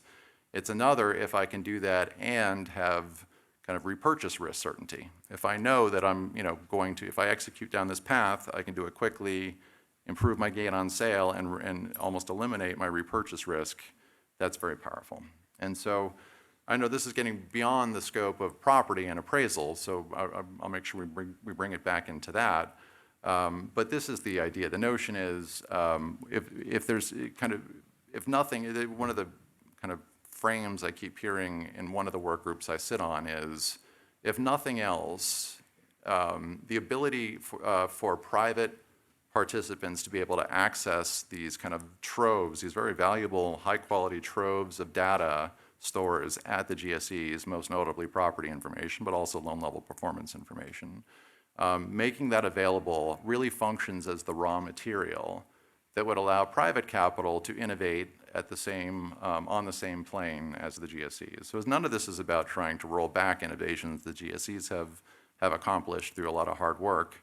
It's more about how do we unleash the capability so that others can benefit from it as well. And this is one vision that's come up, which is this idea of a public utility that would be a kind of objective, neutral party that would aggregate data initially from the GSEs, but could be expanded to include other market participants, so that there would be a master data warehouse that stakeholders could use to do their own analytics and innovate in their own way with respect to collateral. And I won't steal the thunder of everybody else in the panel. I mean, there's going to be, I'm sure there's a lot of questions around what is the prudent way to go about assessing risk and valuing property. I think the point I want to leave you with is, if a pristine, high-quality data warehouse going with pristine data going back over 10 years now and even further is available, that provides a lot of the raw material for market participants to think about what are the most prudent ways to go about innovating in this space and thinking about more efficient and effective methods, and probably something that's an important prerequisite, I would argue. And with that, I'm going to pass it on. Thank you. I'm going to hand off to John now. Great, thank you very much, and good morning, and thank you to AEI and to Joan for asking me here. She actually reached out last week and said, hey, can you come talk about appraisal alternatives? And I looked at my calendar. I said, sure, I'll be happy to. My name is John Russell. I'm the Senior Director of Government Relations with ASA. We are a professional appraisal organization representing nearly 6,000 professional appraisers across all asset types, so not just real property, but business valuation, personal property as well. We have a global footprint. So do that work. In addition to that, I also sit on the Board of Trustees of the Appraisal Foundation, with the term expiring at the end of the year. I say all that to say this: I do wear a lot of hats. If you look on top of my head, I do not have any on today, because these are my views and my views only. With that, I have effectively disclaimed responsibility. Oop, hit the wrong button. So again, what I'm going to talk about today are kind of two things, and they're very interdependent. One is kind of the legislative regulatory environment that got us to this point, where alternatives are something that are top of mind, not just for appraisers who are kind of having to digest what alternatives mean for their professional well-being, but also to those end users in the housing finance industry. And then I'm going to talk about three specific, I call them the hot alternatives. They're the ones that certainly those of us in the appraisal profession space talk about a lot currently. You'll note when I get there, I don't talk about AVMs. You could spend an entire session on AVMs. I think they're an interesting topic. I think they're a fantastic tool. But for the purposes of our conversation today, kind of leaving that off to the side to focus on three kind of specific areas. Yeah, and I think Pete did a really great job setting me up because he talks about the power of the data that we have. And I think that the data is really a primary driver, if not the primary driver in whether you want to call it modernization, whether you want to call it alternatives. It's what's driving this thirst and this appetite for how can we speed up collateral valuation? How can we better get to an understanding of collateral risk in a shorter amount of time without losing the quality that we currently expect when we get a traditional appraisal done? That's kind of what's driving the dynamics here. But it took a few other things taking place for this conversation to really be right. And again, I know I'm among the indoctrinated here. I think that was the term from yesterday. So I'm not going to belabor a lot of these slides, but it's worth remembering how you get from there to here. So barely 30 years ago, we don't have state appraiser licensing or credentialing. We don't have minimum standards. We don't have minimum qualifications for who ought to do appraisals. You know, we're not far removed from a universe where the lending community was relying on individuals who would essentially hold themselves out as qualified to do the work. And it was up to the individual lender to make the decision and say, who do I trust to provide me with a credible opinion of value? Certainly the appraisal profession, the folks I represent, ASA and others, stepped into the void in 1987, trying to fill that gap, promoting uniform standards of professional appraisal practice, coming up with what minimum qualifications might look like for a professional appraiser. And then 2 years hence, we get Title 11 of FIREA, and that kind of builds on the work that the profession had done for itself. In standing up Title 11 of FIREA, we obviously get appraiser licensing and certification to be implemented and executed at a state level. We're really trying to work through some of the challenges that we had in the pre-FIREA environment. We also kind of figure out, well, where is it exactly we need to understand risk most critically? Because not every transaction has the same risk, certainly on the collateral side, but in terms of its overall impact on the marketplace. So when Congress originally approached this question, they said, you know what, there's got to be some benchmark, some threshold level at which we're comfortable not necessarily having the same detailed understanding of collateral risk. Hence, we had appraisal thresholds. So in 1989, the original idea, peg it probably around $50,000 as a good de minimis level. Anything below that, because of the low dollar volume or value of the transaction, we don't really have to do the same deep dive of a full appraisal that we want to have above this threshold. Final rulemaking took it to $100,000, but again, kind of a low dollar value number that says when we're in that space, we can use other alternatives, but by and large, we want appraisal to be the rule. We want robust collateral risk understanding to be the rule, not the exception. It did one other thing, and I harp on this, and Joan knows this very intimately. She asked me to talk about it, I think, every other month. We created this notion of a federally related transaction, and I went back for my own amusement to remind myself what Congress meant when it wrote the law in 1989, and it said that that's any real estate-related financial transaction which a federal financial institutions regulatory agency, ellipses because RTC's in there and we'll leave them aside, engages in contracts for or regulates, and B, requires the services of an appraisal. So this was a pretty all-encompassing notion of we know there's something here we need to be covering for. There's some risk we need to understand. We need to understand it broadly, and we as the federal government, because of our exposure and the taxpayer exposure, when things go wrong, we want to make sure that we have that done on the front end so that we're not digging out and playing from behind when something goes bad. Well, a mere 5 years later, the federal financial regulatory institutions got together and decided that they didn't really love what Congress had intended with Title 11 of FIREA. In fact, if memory serves, both the FDIC and the Federal Reserve testified against appraiser regulation when the bill was being considered by Congress. So we go forward 5 years, and two interesting things happen here. One, we see that threshold, again, under which you don't need an appraisal. You can use one of these alternatives. We'll talk about that in a bit. Went from $100,000 to $250,000. So if you go back to the original notion of 50 grand, we've seen a fivefold increase in a 5-year period. And I'm sure you could put any home price appreciation chart you want on the screen behind me. There's no way we had seen a 5x appreciation over a 5-year period to support it. The other thing that changed here too was that definition of a federally related transaction, and it changed in a very interesting way. There was a genuine question at the time of if I'm, let's say Fannie Mae, I've got robust collateral valuation requirements, I'm requiring appraisals on the vast majority of the loans that we're purchasing, do I also need a separate appraisal to comply with Title 11? This was the question that was being asked as part of this interagency rulemaking. And so the federal financial institution said, you know what? As long as you've comported with your agency or entity requirements, and as long as they meet or exceed what Title 11 would impose, we're okay with you just getting this one appraisal. And they changed the definition of federally related transaction for generally benign reasons, but as we'll see going forward, it had some unintended consequences in other parts of the market and in other ways that we think about collateral risk. And again, I know I'm breezing through. This is sort of a brief refresher, but we'll hit 2008. So we go a period of years in between here and there. We see an update of the Interagency Appraisal and Evaluation Guidelines. We get to 2008. I know Director Calabria yesterday talking about HERA. HERA comes along. It does a lot of things. One of the things it does, though, interestingly, is it prohibits licensed residential appraisers from performing FHA-related work. The theory at the time being that there was something about a licensed appraiser doing the work that was lesser than a certified residential or certified general appraiser performing an FHA appraisal. So as part of HERA, we cut out the licensed residential appraiser. And where this had real impact were in smaller communities and rural areas.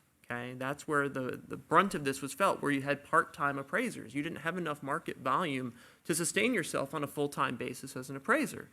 So a lot of these folks, if I can't do FHA work and I'm in an area where I've got a lot of folks using FHA products, that kind of disincents me from carrying forward. A year after that, we have HVCC. I won't dwell on it too much, but one of the net impacts of HVCC was you saw a rapid expansion of appraisal management companies. They were already in the space. We all recognize that, but HVCC had what I call an enzymatic effect, where in a rush to comply with what was being required under the terms of HVCC, lenders by and large chose to go with an outside third party in the form of an AMC.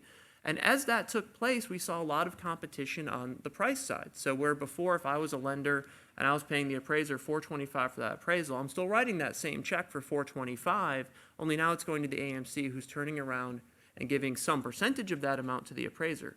We called that fee compression in the appraisal space. And that also had the effect of driving people out from the residential mortgage area who were experienced, who'd been doing it a long time, who saw that fee compression take place and realized there's other things they could be doing as a professional appraiser that would be a better use of their time, where they'd be better compensated. You know, let's remember, we spend a lot of time in rooms like this talking about residential mortgage transactional work. As appraisers, that's but one part of the profession. You know, we've got litigation support, we've got estate, we've got divorce. There's a whole universe of appraisal work beyond mortgage work. And if I've got that opportunity out there and my fees just got cut by a quarter or a third because of this fee compression, I'm going to make a rational choice and say, I don't need this anymore. So you saw exit there. So now we've driven out a lot of licensed residential appraisers, a lot of established appraisers who've got other options as professional appraisers have decided to leave this space. And we see an overall decrease in the number of appraisers. Though I will point out, historically, the supply of appraisers and the number of appraisal credentials more or less tracks with mortgage origination demand. We get through 2009, we get to 2010. Ta-da, it's Dodd-Frank, everybody's favorite. I'm sure, Pete, you had a lot of fun implementing it. People like myself yelling at you about it all the time. So a lot of stuff, as you know, comes out of Title 14 of Dodd-Frank. I'm not going to hit you over the head with it. You know, we kind of understand what the intent of it was, especially in certain places. For example, customary and reasonable fee, the idea, kind of make whole the appraisers who took a haircut in the rapid expansion of AMCs and the fee compression and the price pressure that took place in that space. We talk about AMC minimum standards. BPOs are cut out as the primary basis for basing a decision for extension of a mortgage on a principal dwelling. Appraiser independence comes out of this. A whole lot of things come out of Title 14 of Dodd-Frank. We go down the implementation path. It's not smooth. Again, I'll just look to my right here, and he, I'm sure over a drink, would tell you some more stories. But eventually we got to the place where a lot of Dodd-Frank is implemented. So we've gone through this process now, and I know we've gone through it very quickly in our conversation, but as you can see, a lot has changed affecting appraisers over about a 20-year lifespan, a 25-year lifespan. The last couple of things that have hit here. One was the Economic Growth and Regulatory Paperwork Reduction Act review that the federal financial institutions, regulators had to engage in. It's got the world's worst acronym, AGRIPRA. You can't say it efficiently, but that's what we went through. And one of the things it looked at was the question of the thresholds. Both the residential threshold, as we talked about, went up in 1994 to $250,000, And they also considered commercial lending thresholds. That's another piece that's baked in here. And at the time, the federal financial institutions regulators, they come through and they say, you know what, we don't think it makes a lot of sense to increase the threshold. We talked with the CFPB about it in the residential space. We don't think increasing the threshold makes a lot of sense. We get a couple of years further down the road, and surprise, we suddenly see thresholds going up everywhere. With those who are overseen by the FDIC, the Federal Reserve, the OCC, we see the residential threshold has now gone up to $400,000, $500,000 for commercial real estate, and $1 million for qualified business loans. NCUA went to $250,000 to $1 million across the board for CRE and QBL. Interestingly enough, they've left the residential threshold be. But again, we've seen a lot of change in the space affecting appraisers and kind of the work that they do. I want to pause here to dovetail to something I said earlier. Remember I mentioned FRTs and all those carve-outs in 1994 and unintended consequences. One of the unintended consequences is that, by and large, all of the entities that were carved out, so the GSEs, because anything sold to them or contemplated for sale to them is exempt, FHA, VA, USDA rural housing, they're not covered by Title 11 anymore, by and large, because we made a definitional change to what a federally related transaction is. So as much as we've seen these thresholds go up and they have a signaling effect to the broader marketplace on how these agencies view collateral risk potentially, the practical impact is pretty minimal because that threshold only applies to an FRT.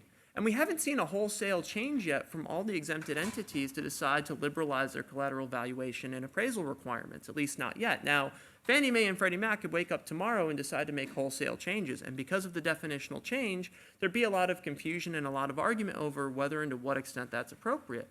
But it's one of the things you have to consider in this regulatory space is we've seen all these changes. Some of them have unintended consequences.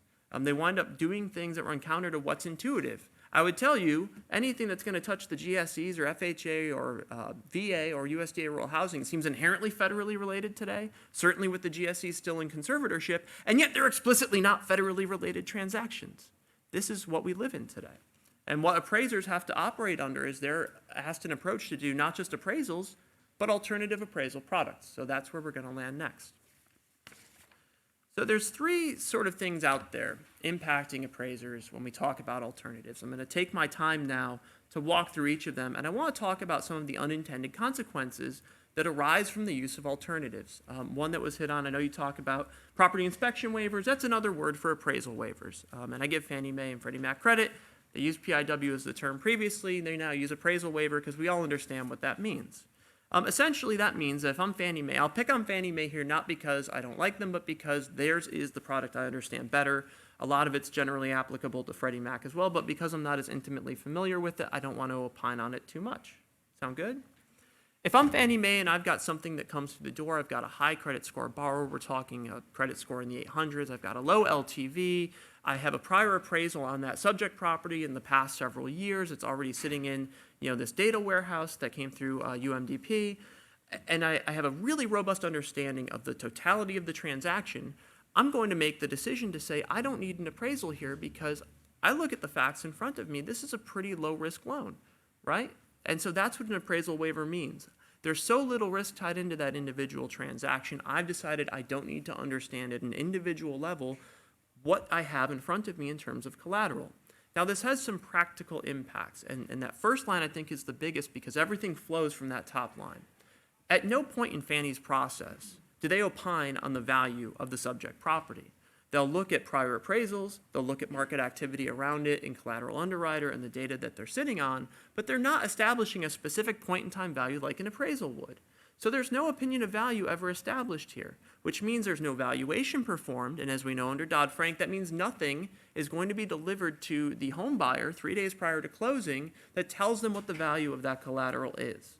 That's a significant thing that impacts the home buyer. Dodd-Frank, right, wrong, or indifferent, said, we think there's value in telling a home buyer 3 days before they close what the value of their home is worth. There's something about that information that's important to a home buyer to know up front. Well, if you go through an appraisal waiver process and you do nothing else but accept the waiver, you lose that benefit. So that's one of the things you really have to step back and digest. A couple other interesting things that happen here, and they really tie to the buyer's agent. I've spoken in front of real estate groups ad nauseum on this because there's so much risk to real estate agents in this specific area. If I'm the buyer's agent, I write the contract, right? And I'm the one who's written down that purchase price, so I'm the only one who's written down a number on a piece of paper, and I've got a financing contingency, sure. Maybe I've even got an appraisal contingency in that contract, but that's the contract that I've written for my client in that transaction. If there's no appraisal taking place, I'm the only one who's dealt with any numbers whatsoever. I'm the one who wrote down a contract price. And if I wrote an appraisal contingency and we don't exercise it on behalf of my client, and I've not made best efforts to educate my client as to the risk of not having an appraisal or any valuation done on the home they're about to buy, I'm taking on a lot of risk that in a traditional purchase where that appraiser is standing in there providing an opinion of value, I don't normally wear. What does that mean to a buyer's agent in that transaction, especially if we get 1 year down the road, the market has gone down? I think the number yesterday was an 85% LTV was really 140 the moment everything snapped off, and we had that Thanos moment, right? And it just went downhill immediately. What happens if that happens again? It's that buyer's agent who's on the hook. There's no appraiser standing there to take the slings and arrows of the buyer's anger at that transaction. That's a real risk that real estate agents have, and they don't necessarily understand the magnitude of that risk. Will my insurance even cover me for that specific issue if it comes up? How far do I have to go in educating my client? These are all real risks that stem from an alternative to a traditional appraisal, or really in our case here, having no appraisal whatsoever. So what I always say when I'm in front of real estate agent groups, I'll say to you all as well, certainly write in the appraisal contingency separately, because there's no guarantee today that you'll be getting an appraisal through financing, and make sure that you've at a minimum really well educated the client as to what it means if I do or do not exercise it. But these are one of the things that we have to consider in the current environment. Next are hybrid appraisals. The theory with a hybrid appraisal is if I keep a really good appraiser, a nuts and bolts analyst at a desk, and I go out and I get all this information, whether it's coming from data warehouses, from independent inspection by some third party, be it another appraiser, a real estate agent, some other person, I can create a more efficient process that I can take the data, hand it to them in near real time, they can perform the appraisal, it speeds up the process. I'm not saving 20 bips, but I might save a few if I can accelerate the overall timeline of the completion of that appraisal. That's the theory. Now in practice, I'll tell you anecdotally, I hear all the time, it doesn't really necessarily work that way, because you still have a lot of the same interchange on the back end between that desk appraiser and be it the AMC or the lender as to what's contained in the report. If anything, you see an uptick in that because the lender knows, look, this person didn't walk through the house. I want to make sure they've really done their due diligence and understand what was in front of them in terms of available data. I will pause here to make one aside, and I swear it's the only aside I'm going to make. We talk a lot about the timeliness of appraisals and how they bog down the process. There have been 2 separate surveys done that looked into the gap between when the contract is signed and when the appraisal is ordered. If a lender orders the appraisal directly from the appraiser, the average gap between contract signature and order is 9 days. If you have an appraisal being ordered by an AMC, the gap between contract being signed and the appraisal being ordered is 18 days. So if we want to talk about saving basis points and accelerating process, it might be helpful to get the order to the appraiser a little bit quicker, right? But that's neither here nor there. That's my aside. So back on topic here, though. I had that in my head all day. I had to externalize it. So we have a couple different problems that exist in the hybrid model that no one's really solved for. One is on the third-party inspection side, and it really ties in several ways. One is, well, who's doing the inspection? If I've got another appraiser going out, that's about as good to a gold standard as you're going to have in the space, because that's somebody who you know is trained as an appraiser, who understands what they're looking at, what a fellow appraiser might be looking at in that subject property as part of the inspection. If I have a real estate agent or a home inspector go through or an insurance adjuster go through, they're going to have a similar lens, maybe not exactly the same because they're not wired the same way, but they're going to have a similar lens, and in a lot of instances, they might also be a licensed or certified professional, so you also have that layer of protection. The further away you get, though, from those adjacent professions and you kind of go out among the masses doing the inspection, you have a lot of risks that come up. Well, what are the minimums to be doing this work? How are they qualified? Have they been background checked? Do they have insurance? Are they bonded? Who's walking through that house? Again, we talk about risk to an agent. Let's say I'm the seller's agent. If I can't attest or I don't have a good feel about who that third party is walking through my house, you better believe there's some risk there, especially if my seller's at home when that person comes through, because you don't know what's going to happen. So having a better understanding around who's doing the inspection is critically important, and I think this is where there's just been a lot of talk around trying to firm that up. By the way, one of the interesting nuances here is when you get to a state that has a home inspector law in the books. I'll pick on Illinois because I know theirs best.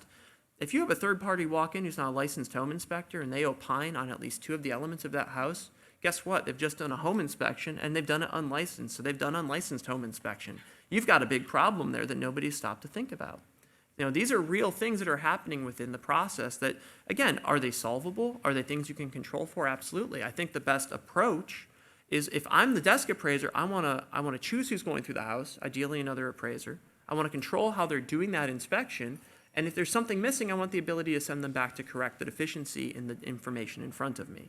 And the further you get away from that, the more uncertainty that you get, both in terms of what's coming into that appraiser and how reliable it is. On the back end, with that desk appraiser, you have a geographic competency issue. If you haven't walked that neighborhood, I talk to appraisers all the time. They see things, they hear things, they smell things. There are elements that they take in when they go to a home that you can't quite write down on paper, but that feed into that opinion that they're forming as they walk through the house. Well, if I haven't done that in a while in a specific neighborhood or area, am I still geographically competent? Do I still fully understand what's going on in that neighborhood, in that community, in the way I used to when I was walking it regularly? And how do you solve for that on a going forward basis? So again, these are real issues and concerns that exist with the hybrid or bifurcated products. Last, I'll talk a little bit about evaluations, and this is the one that's most front of mind. I think it's being driven a lot by the threshold activity that we've seen recently. I'm going to spend some of my day tomorrow testifying on evaluations in front of the Appraisal Standards Board, but this is the one today that has the most attention of appraisers because everyone's concerned you're going to see a sea change away from appraisal products into evaluations as laid out by the Interagency Appraisal and Evaluation Guidelines. I think the biggest difference between evaluations and appraisals is where the obligation lies.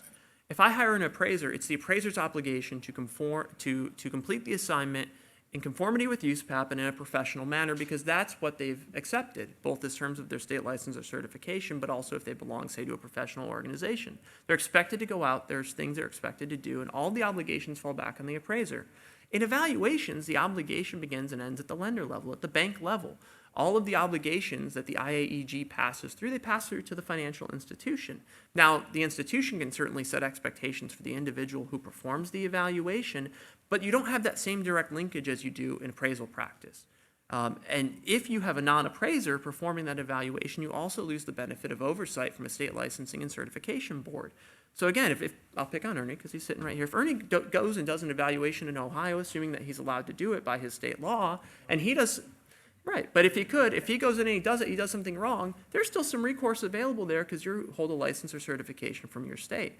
If I go and do it as a non-appraiser, you've got very little recourse against me directly. What does that mean certainly to a home buyer, but also as a lender? I lose an important tool. I might not use that person again who prepared that evaluation, but beyond that, I have no more punitive recourse against an individual who just did something wrong. There's a question of whether or not you're going to catch deficiencies in evaluations the same way you would with an appraisal. So again, if I go out as an appraiser, whether I do an appraisal or I do the evaluation, I've got that board sitting there who can review the work, you can hand them over the report, and they're going to be able to hold you accountable for what you've done.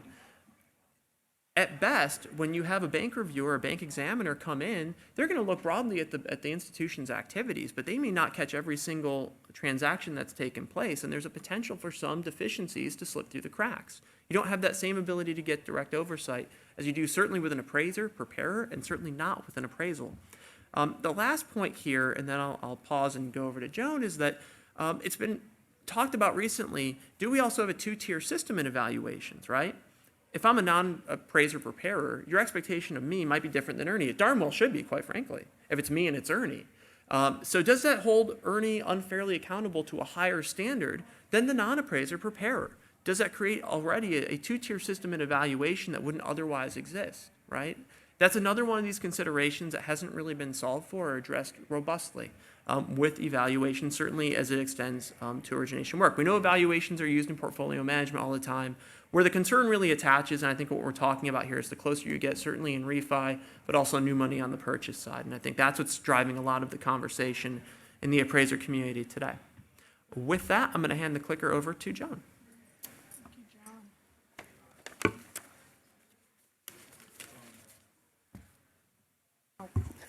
Thank you, Ernie. Okay. John just did a quick historical, very quick, broad overview of the appraisal regulatory schema. I wish I had inserted my spaghetti chart slide, because if you all aren't confused with all of our acronyms, you should be. I know it seems rather Monty Python-esque too, if it somewhat silly, but it's really not silly because it's a rather serious topic. So let me jump right in here. Why are we even talking about collateral? Why does it matter? And so lending 101, the collateral serves as the lender's protection against borrower's default and is used to offset the loan if the borrower fails to pay. Credible appraisals afford the borrower protections against paying too much. And please note the word credible. I see Ed scowling over there. It's also worthy to note that U.S. residential real estate is the largest asset class in the world. And, you know, Pete talked a lot about the data and the data warehousing. We really don't know much about it. I mean, that's rather astounding. And so Ed's done amazing work, detective work, trying to retroactively do a post-mortem on the last crisis. So it's incredibly important. And as a reminder, you know, it's also the appraiser who puts the V in LTV, and we're creating these silly workaround rules. It's not really an appraisal, it's an evaluation if it's under a certain threshold, and anybody's qualified to do it. And somebody I know actually referred to Uber drivers doing the inspection. It's also worthy to note that that person who enters the consumer's home, so, you know, big bank sends the Uber driver in to do the inspection of the property, the consumer actually thinks that person is the appraiser. And I know social media is probably not a really good source of information, although compared to some of our news sources today, I'd say maybe it is slightly better. But there's a lot of anecdotal information being bandied about of the people that are being sent in to do the inspections. In fact, there was one this morning where the real estate agent did the inspection for $25, and then the lender wanted them to go return to the property and take pictures and estimate repairs. And she said, no, thank you. So, you know, that so-called expedited process is now somebody else is going to have to go back to the property and start all over again. So it's not all what it appears to be. AVMs, Ed and I talk about this a lot. AVMs, are not valuation models. I know that's there's a lot of analysts in the room. The input into an AVM is the sale price. And the sale price and value can be the same thing, but they're often not. And Ed alluded to the fact that we really have a flawed definition of market value. It does need to be revisited. And then I also think the modeling needs to be revisited. I don't even know what the value is in a sale price model. It's really just kind of the greater fool theory. What some knucklehead just paid for a property yesterday doesn't mean that it's actually worth that. And I think the quote that I have at the bottom sort of sums it up. Everybody, when you talk about stocks and bonds, understand the difference between price and value and the importance of PE ratios. Well, Warren Buffett is quoted as saying, price is what you pay, value is what you get. So we're making loans today you know, it's evolved or devolved over time. We're making loans today on sale price. If really that's what lenders want to do, then we should just stop with the whole valuation nonsense. We're wasting our time if we really don't want to get at the truth. Let me back up a minute. There was a quote I used in a very early AEI-CRN meeting where, Warren Buffett's really good to quote. Everybody knows who he is. But I quoted Britney Spears. And I thought in the housing finance setting that was really appropriate. Oops, I did it again. So based on Mark Calabria's speech yesterday, it was a little stunning to say when he said, hey folks, we really need to get our houses in order because the market is turning. And so we better button things down or oops, we're gonna do it again. I don't know if I need to get credit to Brittany from her people before I quote her. Yeah, I know, her people will call me. Yeah, that's right. So I am, there's really nothing new in the appraisal space. So today I'm hoping to introduce some ideas that I think are new. And Ed's been beating me up over this for a long time because the CRN, after the November 2016 appraisal hearing, the CRN got together and we wrote a reform plan, and there was a lot of momentum, if you will, around appraisal reform as it relates to overall GSE reform. So we wrote what I thought was a really rational plan. It was well received. And then, of course, the midterm election, everything changed and nothing happens inside DC. And Ed told me from the very beginning, Joan, don't waste your time. So Ed, you were right. I was wrong. So now I've reformed my thinking and did a little research, and the CRN is an actually kind of a rather weird mechanism. It is part of my for-profit enterprise. It's always worked for me because I get to be the queen, right?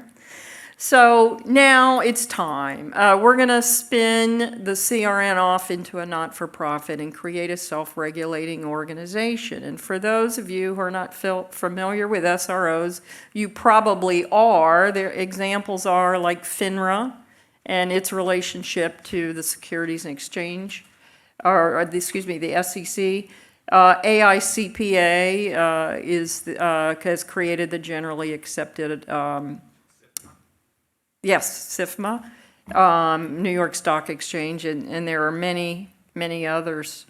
So what would the functions of the SRO be? And I've put them into 4 buckets. So one would be data standards and other sorts of standards, and I'll talk in detail a little more about that in a minute. Process, practice, and procedures, technology, and risk management. So in the first bucket, one of the functions that the SRO would do is to create a unique ID for every parcel in the United States. Now, if you think about it, again, when I went back to U.S. residential real estate being the largest asset class in the world, we don't really have any way to catalog it. And you'd be shocked. I see Pat shaking his head here. Even at the UCDP level, there's been just a massive failure at the property address level. And these are kinds of efficiencies that could be brought to the system. When an appraiser receives an appraisal report, an appraisal order, it often comes over, sometimes still by fax, by email, but rarely maybe never, does it come over pre-populated with the legal, the tax ID number and any other identifying criteria. Sometimes the borrower's names are spelled wrong. You'd be shocked at how much back and forth goes on between the lender, the appraisal management company, just trying to get the facts straight. So just creating a unique identifier would go a long way towards modernizing the appraisal process, and not to mention title and other ancillary stakeholders. One of the things that I think is the coolest about creating this SRA, we all have minimum standards created by state licensing. Well, they are, just remember, they're minimum license standards, and I always use the example of, Ernie won't let me use my daughter as the example anymore because she's now a young adult, but my daughter has a driver's license. There was a time she wasn't a competent driver, but she did have a driver's license. So the minimum criteria for a license is great, but if we're going to have that appraiser submit an appraisal to a data repository for securitization, perhaps we should have higher standards and education around Fannie Freddie guidelines, VA guidelines, FHA guidelines. So we'll work with other stakeholders to create what that standard is. And as I talk to folks in the secondary market, they're exceedingly excited about this because they today have absolutely no confidence in the appraisal at all. So if we can return integrity and credibility to the appraisal process, I think we've made a huge stride. Part of creating standards would be also to create a registry of every appraiser and their credentials in one central place. Also create a parallel universe to UCDP, but make it accessible by every single stakeholder. And in a minute, I'll talk about who all those stakeholders are. It can be blockchain, so there's an audit trail of every appraisal, every change to that appraisal, and stop a lot. The transparency around this will stop a lot of the manipulation of the appraisal process. There also needs to be management of conflicts in the data. One of my criticisms of UCDP, if it does exist, at least they're not transparent about it, is if there is conflicting data, how are those conflicts resolved? Because as we all know, public record data, MLS data, appraisers' observations, oftentimes they are worlds apart, and I'm sure, Phil, you know that to be true. You've lived it. Also create national standards for best practices around auditing appraisal management companies. Today, 80% of all order flow, appraisal order flow, goes through appraisal management companies, so we really should have standards and the ability to audit those AMCs because of the risk involved. And then lastly, the GSEs right now are working on modernizing the appraisal process. They're also working on creating new reporting formats. I really think that doesn't belong inside the GSEs for a number of reasons. It really needs to be part of an independent entity, and what Fannie and Freddie do, VA and FHA have to follow. And they really control, they are the de facto standard bearer for the appraisal world, and I think it belongs in an independent entity. So let's talk about process, policy, and practice a little bit. I think Ed and others will like this. We're going to promote academic studies and research by giving you access to that data.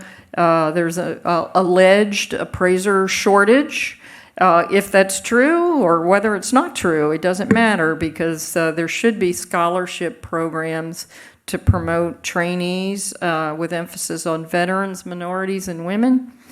There should be mentorship grants. There's always a complaint of, I don't want to take on a trainee because I can't afford to, they slow me down. So let's give the mentors the ability to support training the new entrants into the market.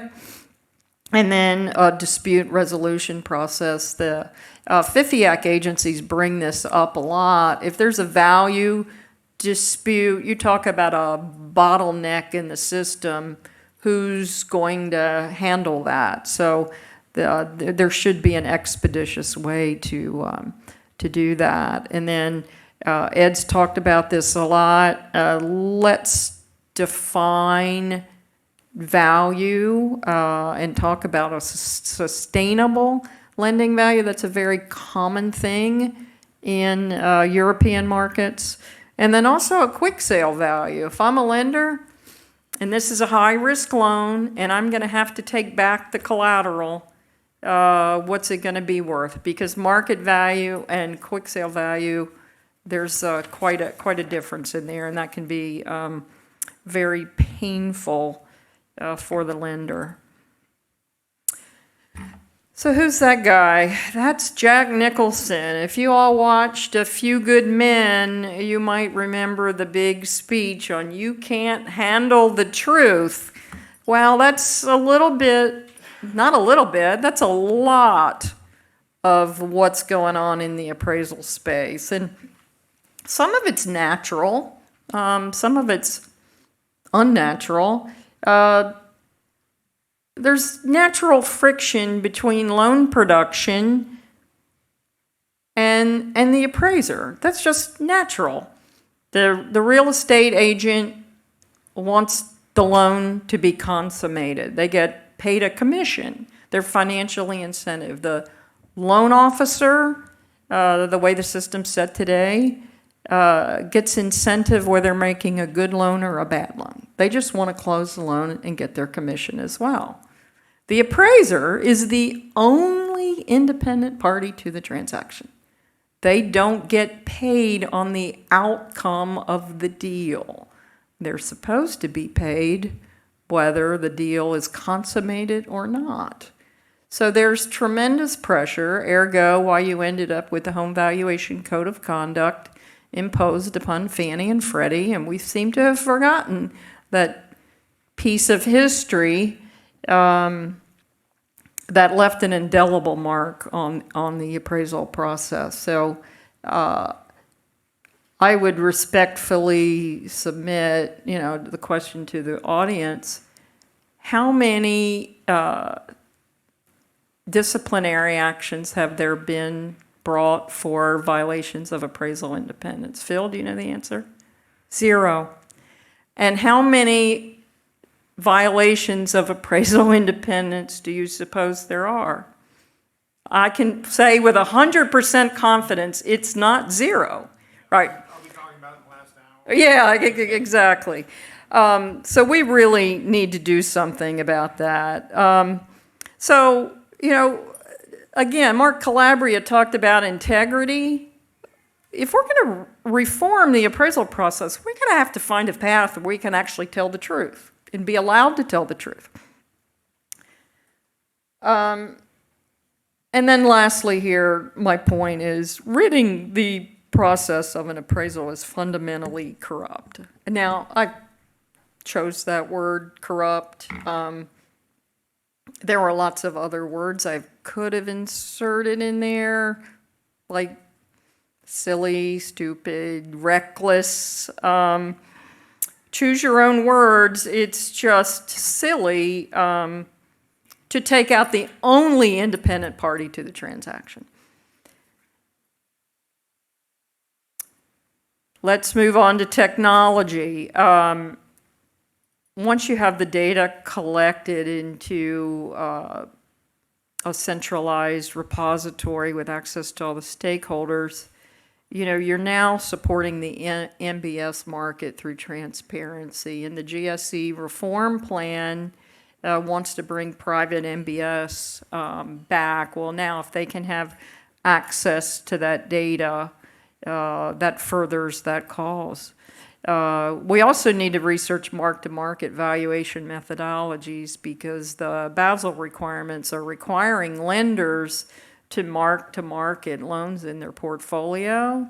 Well, if you have an appraisal waiver, how in the world are you going to mark-to-market? I don't know that anybody actually thought the appraisal waiver process through the food chain, which is somewhat astounding. So I think that was a rather short-sighted fix to increase loan production. I am a huge proponent of man and machine when it comes to solution of the valuation process.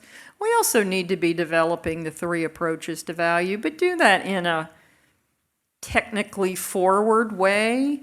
There are ways to do the cost approach, not manually, but with technology. There are, CoreLogic, for example, has one of the Marshall Swift cost estimators. That could all be input into the appraisal process and not done in a manual way. But the man and machine, artificial intelligence is very exciting in machine learning, but there's a lot of things a machine can't do. As John alluded to, I've yet to. Have you ever been to a movie? John Waters used to talk about. He's a director in Baltimore about doing smell-o-vision. Well, I don't know of any AI technology that can smell the 32 cats that are in the basement or identify mold and so on. Support private enterprise to automate flow of data to appraisers to increase efficiency, reliability, and reduce costs. And support private enterprise to develop cloud-based forms and wizards for appraisers. Lastly, I want to talk about risk management. We've talked pretty much nothing but that throughout this entire conference. Again, the stakeholders that I talked about are investors, rating agencies, PMI companies, lenders, regulators, appraisers, academia, think tanks. All of these folks should have access on to the data. And that's me. That's how to contact me. And if anybody's interested in discussing and being a part of the conversation about establishing the SRO, we'd like to have the SRO created by the end of the year and start creating the boards and the governance around it. So with that, I'll turn it back to the moderator. Well, thank you, Joan. Before I ask for questions from the audience, I wanted to go back to our panelists to see if there's any comments you'd like to make in response to the other presentations. In particular, Pete, you started a long time ago and were rather brief. Would you like to respond to anything? No, actually, that was incredibly informative. I was like taking lots of notes. It was just very educational. I appreciate it. Okay, John, any follow-up? Yeah, and I echo Pete's sentiment. I'm actually going to get a copy of his notes. He just doesn't know that yet. Joan brings up a good point. Technology can improve the process, expedite the process, but machines are terrible at forming opinions because we're not very good at teaching them how. So you still need a human being there with judgment who can form an opinion and understand how that opinion is based on all of the information in front of them. Now, we can get that information to them faster. We can get it to them in a more diverse way, in more robust ways. But ultimately, you need someone with judgment to form that opinion. I think that's still the vital element that the technology just can't solve for yet, nor do I think it ever really can, because there's just certain intuitive things that we as humans sense. It's that weird squishiness that you can't quantify. It's like nailing Jello to the wall. Try as you might, you're never going to be able to do it. But you still have to have that judgment there. I think that's the most important thing. But absolutely, it's funny. I think appraisers have generally always been technology forward. They just don't get the credit for it. I think they've worked very hard to use technology. But the data part is also lacking as well. We've kind of kicked around UCDP a little bit here. it's great that others want to have the data. So do the appraisers who populated it in the first place. So I think it only makes sense to let them have some access there as well in a way that helps inform overall the work that they're doing. So I want to turn to the audience and allow for some conversation here. We've had a couple of hours on appraisals and the valuation of collateral, and obviously lots of experts in the audience, so would love to see. Here we go. Excellent job, all of you, excellent job. There's one thing I want to bring up when it comes to this appraisal modernization, property inspection waivers, AKA appraisal waivers. We have a real issue in this country with consumer protection. And I think when you look at your portfolios and you look at your risk assessment, they may make sense to you, but they may not make sense to the consumer. And I think that's the big part that's going to be a problem in the future. John brought up the fact that when a PIW is done on a purchase, which, by the way, I never think that a waiver should ever be done on a purchase transaction, ever. If that happens, there's the problem where the consumer thinks that the property is valued at that amount. The consumer lacks knowledge of what they're buying, and at the same time, it may skew the data set. And this is a big problem. I'll tell you right now that lawyers would love to be in a position to say that that sales contract was not fully executed because you didn't have that appraisal done. And they would love to come after those E&O insurance policies and those realtors that were involved on it. So consumer protection in this situation is just paramount. It's a big issue, and just like this young lady in the back here, she's looking at a financial position when she buys a home. So they need to understand that that appraisal is not done for them, but done for the bank. So that's very, very important. As far as moving forward in the future, the American Enterprise Institute, this is modernization. What you're putting out free for us is modernization. We can use that in our practices on a daily basis.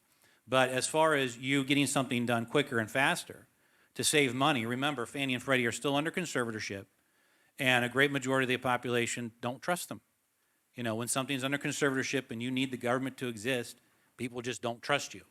And if you're saving time and money or getting that appraisal back in 15 days, Mr. Russell's exactly right. Joan said 80% of all these transactions go through appraisal management companies, a quintessential third party. Modernization doesn't need to come necessarily in the appraisal process, but in the compliance side. Let a portal be developed. Let something be developed where the appraisal can be returned quicker to the intended user and therefore break down your time on it. So that's very, very important as far as that's going forward. But watch your consumer protection side. The appraisers are being asked on a daily basis now to look at these transactions. Look, this is what my bank is telling me, but what am I getting into? And you're going to start to see our business move in that direction too. Mr. Carroll, really quick, do you see some sort of futures market in the housing, on the single-family housing side in the future?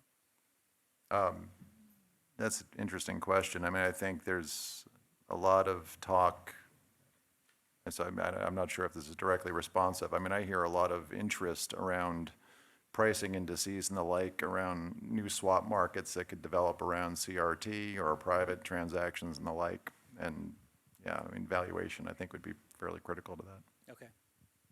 Okay, Mr. Fleming in the back. Mark Fleming, First American. So I think you make a very valid point about protection of the consumer, and Joan and John, you also mentioned the idea of the independence of the appraisers being an important aspect of their involvement in particularly in a purchase transaction. This is a key benefit that we want the consumer to get. And the distinction, Joan, you made of the difference between sale price and value. How do you reconcile those purported benefits with the fact that when we look at the data, 99% or more of the time, the contracted sale price is exactly equal to or within 1% of the appraised value? The appraiser is anchoring, even more so than the charts we were looking at yesterday, anchoring to that contract sale price. So are we really getting that benefit that we're all saying the appraiser gives us? No, because they're not independent. So how do we fix that? Well, that is the key to everything. It's on the onus of the appraiser to behave independently. It's not on the onus of us to protect the appraiser from behaving the way they're supposed to. I mean, to me, appraiser independence is stand up and do your job. I really mean that, Joan. I mean, But what's the onus I mean, yesterday- on the yesterday in lenders and the Steve- GSEs? yeah, but yesterday in Steve's... Who's got the power in that scenario? In Steve's research yesterday, I was just dumbfounded by the anchoring to the assessed value on the land, right? I mean, appraisers, and to your point on appraiser, on whether there's an appraiser shortage, I'm here to rise and tell you there's a tremendous appraiser shortage. There's no shortage of licensed and certified people out Qualified. there, but there's a tremendous I understand.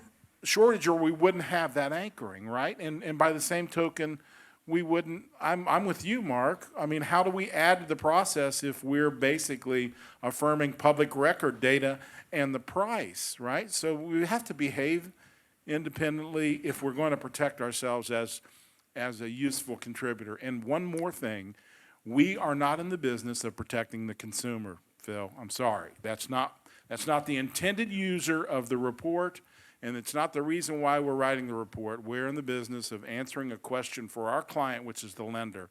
Ultimately, the benefit is to the consumer, but I don't want my E&O provider also doesn't want me tied to the consumer. So that was not a question at all. Number one, anything from you? If I could add a point to that, I think one of the biggest problems you have is this, and I know I've got a room full of appraisers, so I love asking this question. Do any appraisers in the room think asking you for a point dollar value in time that is retrospective, the day after the effective date, is the best use of your time and talent? No, absolutely not. We all know that to be true, and yet that's the question you're asked constantly by the lenders and the GSEs. What I would posit is this. I talked a lot about alternatives, but I said this a couple of years ago at a realtor event, and I think it's still true. I'm not interested in alternatives until you've fully deployed the capability of appraisers. And what I mean by that is you all, as local market experts, I have Phil's words in my head, you know a lot more than you're being asked.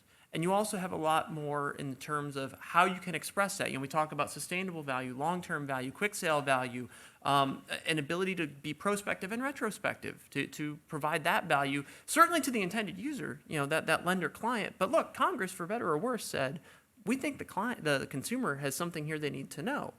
I think you're in a much better position handing them more robust information that gives them a real picture of the universe, not just as it exists today at this exact moment in time at 12:04 in the afternoon on a Thursday, but giving them something that's more robust. And then it puts the onus back on the lender to make an underwriting decision. I think far too often what happens is the lender wants you as appraiser to just be the last hurdle and say, yes, this makes sense, go ahead and do it, as though you're underwriting it, and you're not.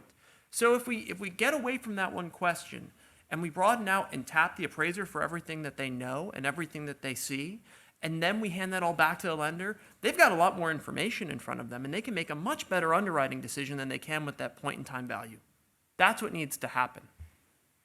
You can even ask the question, is the value or is the contract price reasonable? And my BV members would tell you we call that a fairness opinion. And we do it all the time in business valuation, and we don't in real estate. So the history here is really important, and Joan's precisely right. You can't handle the truth.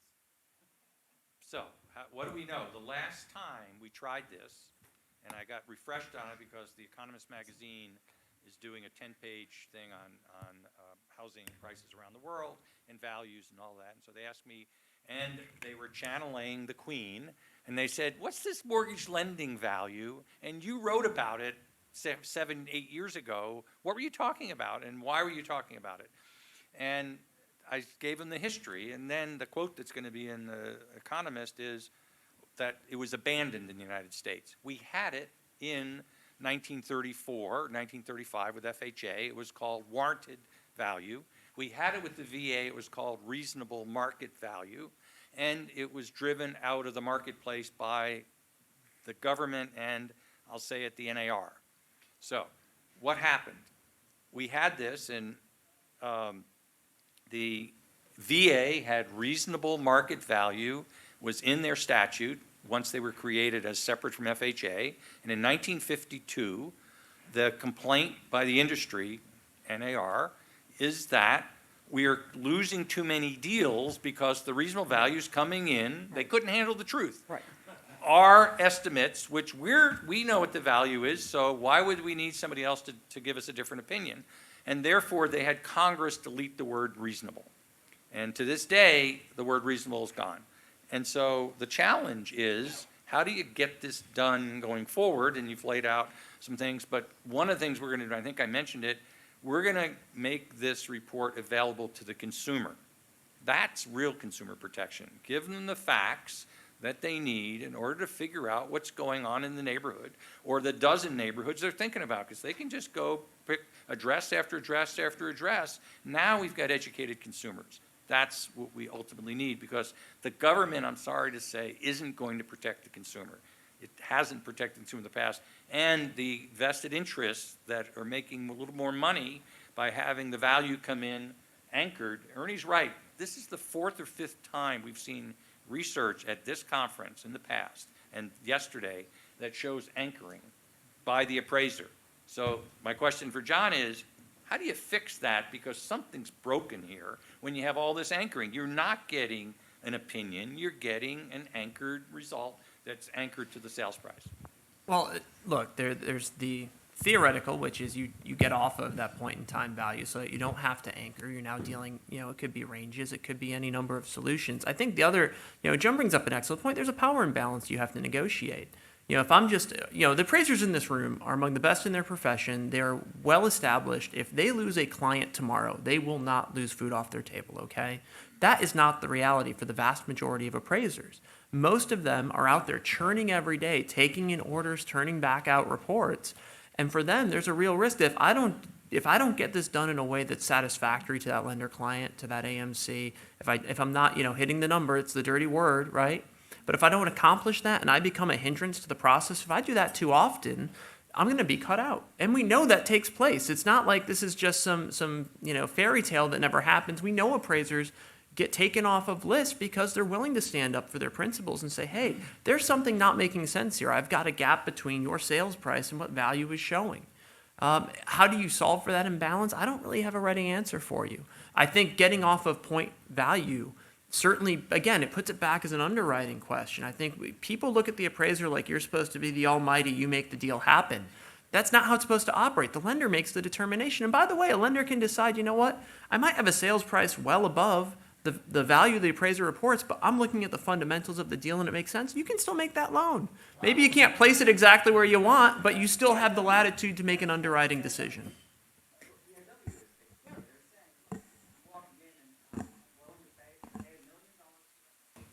Whether through an appraisal or an AVM, you determine it's only worth $600,000, let's say. It's nowhere near the price. He's clearly overpaying.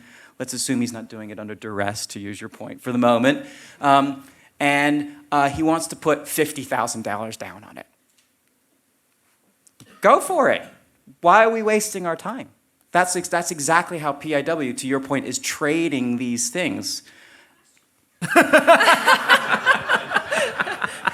A rebuttal over here? Things here, you were talking about two different intended users. Okay, so when you take a look at an appraiser working for a consumer for their decision to buy the property, then they're working for that customer. So that becomes, so we are neutral, we are a third-party individual, and they are relying upon our appraisal to make a financial decision for themselves. Now, does that have to do with your risk assessment? That may not, okay? The other question I have for you, and I don't know the inner workings of big banks, but if you're showing a 99%, what's it called, anchoring to the sales contract price, so my question is, number one, what appraisal are you given? Is there another one that was done that you're not seeing? I don't know. That's something I do want to point out there. There could have been another one, don't like it, call up the AMC, get another one, get this guy off the list, and then get the other one over there. So just to throw that out there.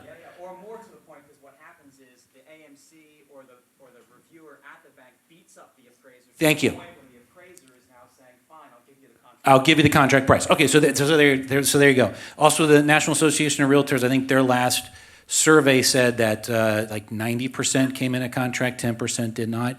And in certain markets, you can kind of buy that because there is a meeting of the minds, but that 10% could be a big difference between, say, the foreclosure rate of Fannie Mae and Freddie Mac and their complete failure. and puts them into conservatorship. So we have to look at that as well. And as far as, like I said, the consumer side of it, Ernie's right, we're not there for consumer protection, but our neutrality allows for that to happen. And one other thing, we do need to have complete, absolute, like Joan was saying, regulatory reform. We have 55 jurisdictions in this country going 55 different directions, interpreting uniform standards of appraisal professional practice. USAPAPA is what we call it, all right? That can't happen. And right now that all of the state agencies are acting as 1-800 numbers for consumer complaint lines because their appraisals do not come in high enough. One complaint to a state on an appraiser destroys their profession. Destroys them as a professional. And just recently we have found out that because of the high risk to be an appraiser, if you have any kind of complaint, not even a claim, a complaint against you on a state level, your E&O insurance premium can go from $2,000 a year to $10,000 a year, effectively putting you out of business because you can't afford your insurance. So significant regulatory reform needs to happen and complete modernization on the compliance side. Take away the heavy middleman in the middle and you'll get a better turnaround time, make more money on your BPS. All right, that's my rebuttal. Okay, so I think this conversation could continue for a much longer time, and the good news is I think lunch is about to be supplied to you, so I would encourage you to get a plate full of lunch, come back, continue this conversation. These are hard problems. These are not things that are going to be solved overnight. Thanks to everyone in the room, and especially our panel for surfacing the hard questions. And Ed, would you like to add anything else? Thank all of the AEI staff for such a great event. Thank you all for attending the 8th annual AEI-CRN event. And as Lynn just said, yes, we've got a tremendous team. They're in the back of the room. Our research staff, our research assistants, our presenters that have done a tremendous job, our conference and people, audiovisual. I mean, it takes a lot of people to put on this event. They make it look easy. We had a record crowd yesterday. We had an overflow room that had 30 or 40 people in the library, in the boardroom. And so this is our biggest turnout yet. And it certainly has been very lively. I've heard a lot of positive feedback about how things were organized, the panel organization, and all of that, which has been very good. We're now starting to think about number 9. But again, thank you all for being here. And we look forward to future CRN events and the next AEI-CRN conference in October 2020. Thank you.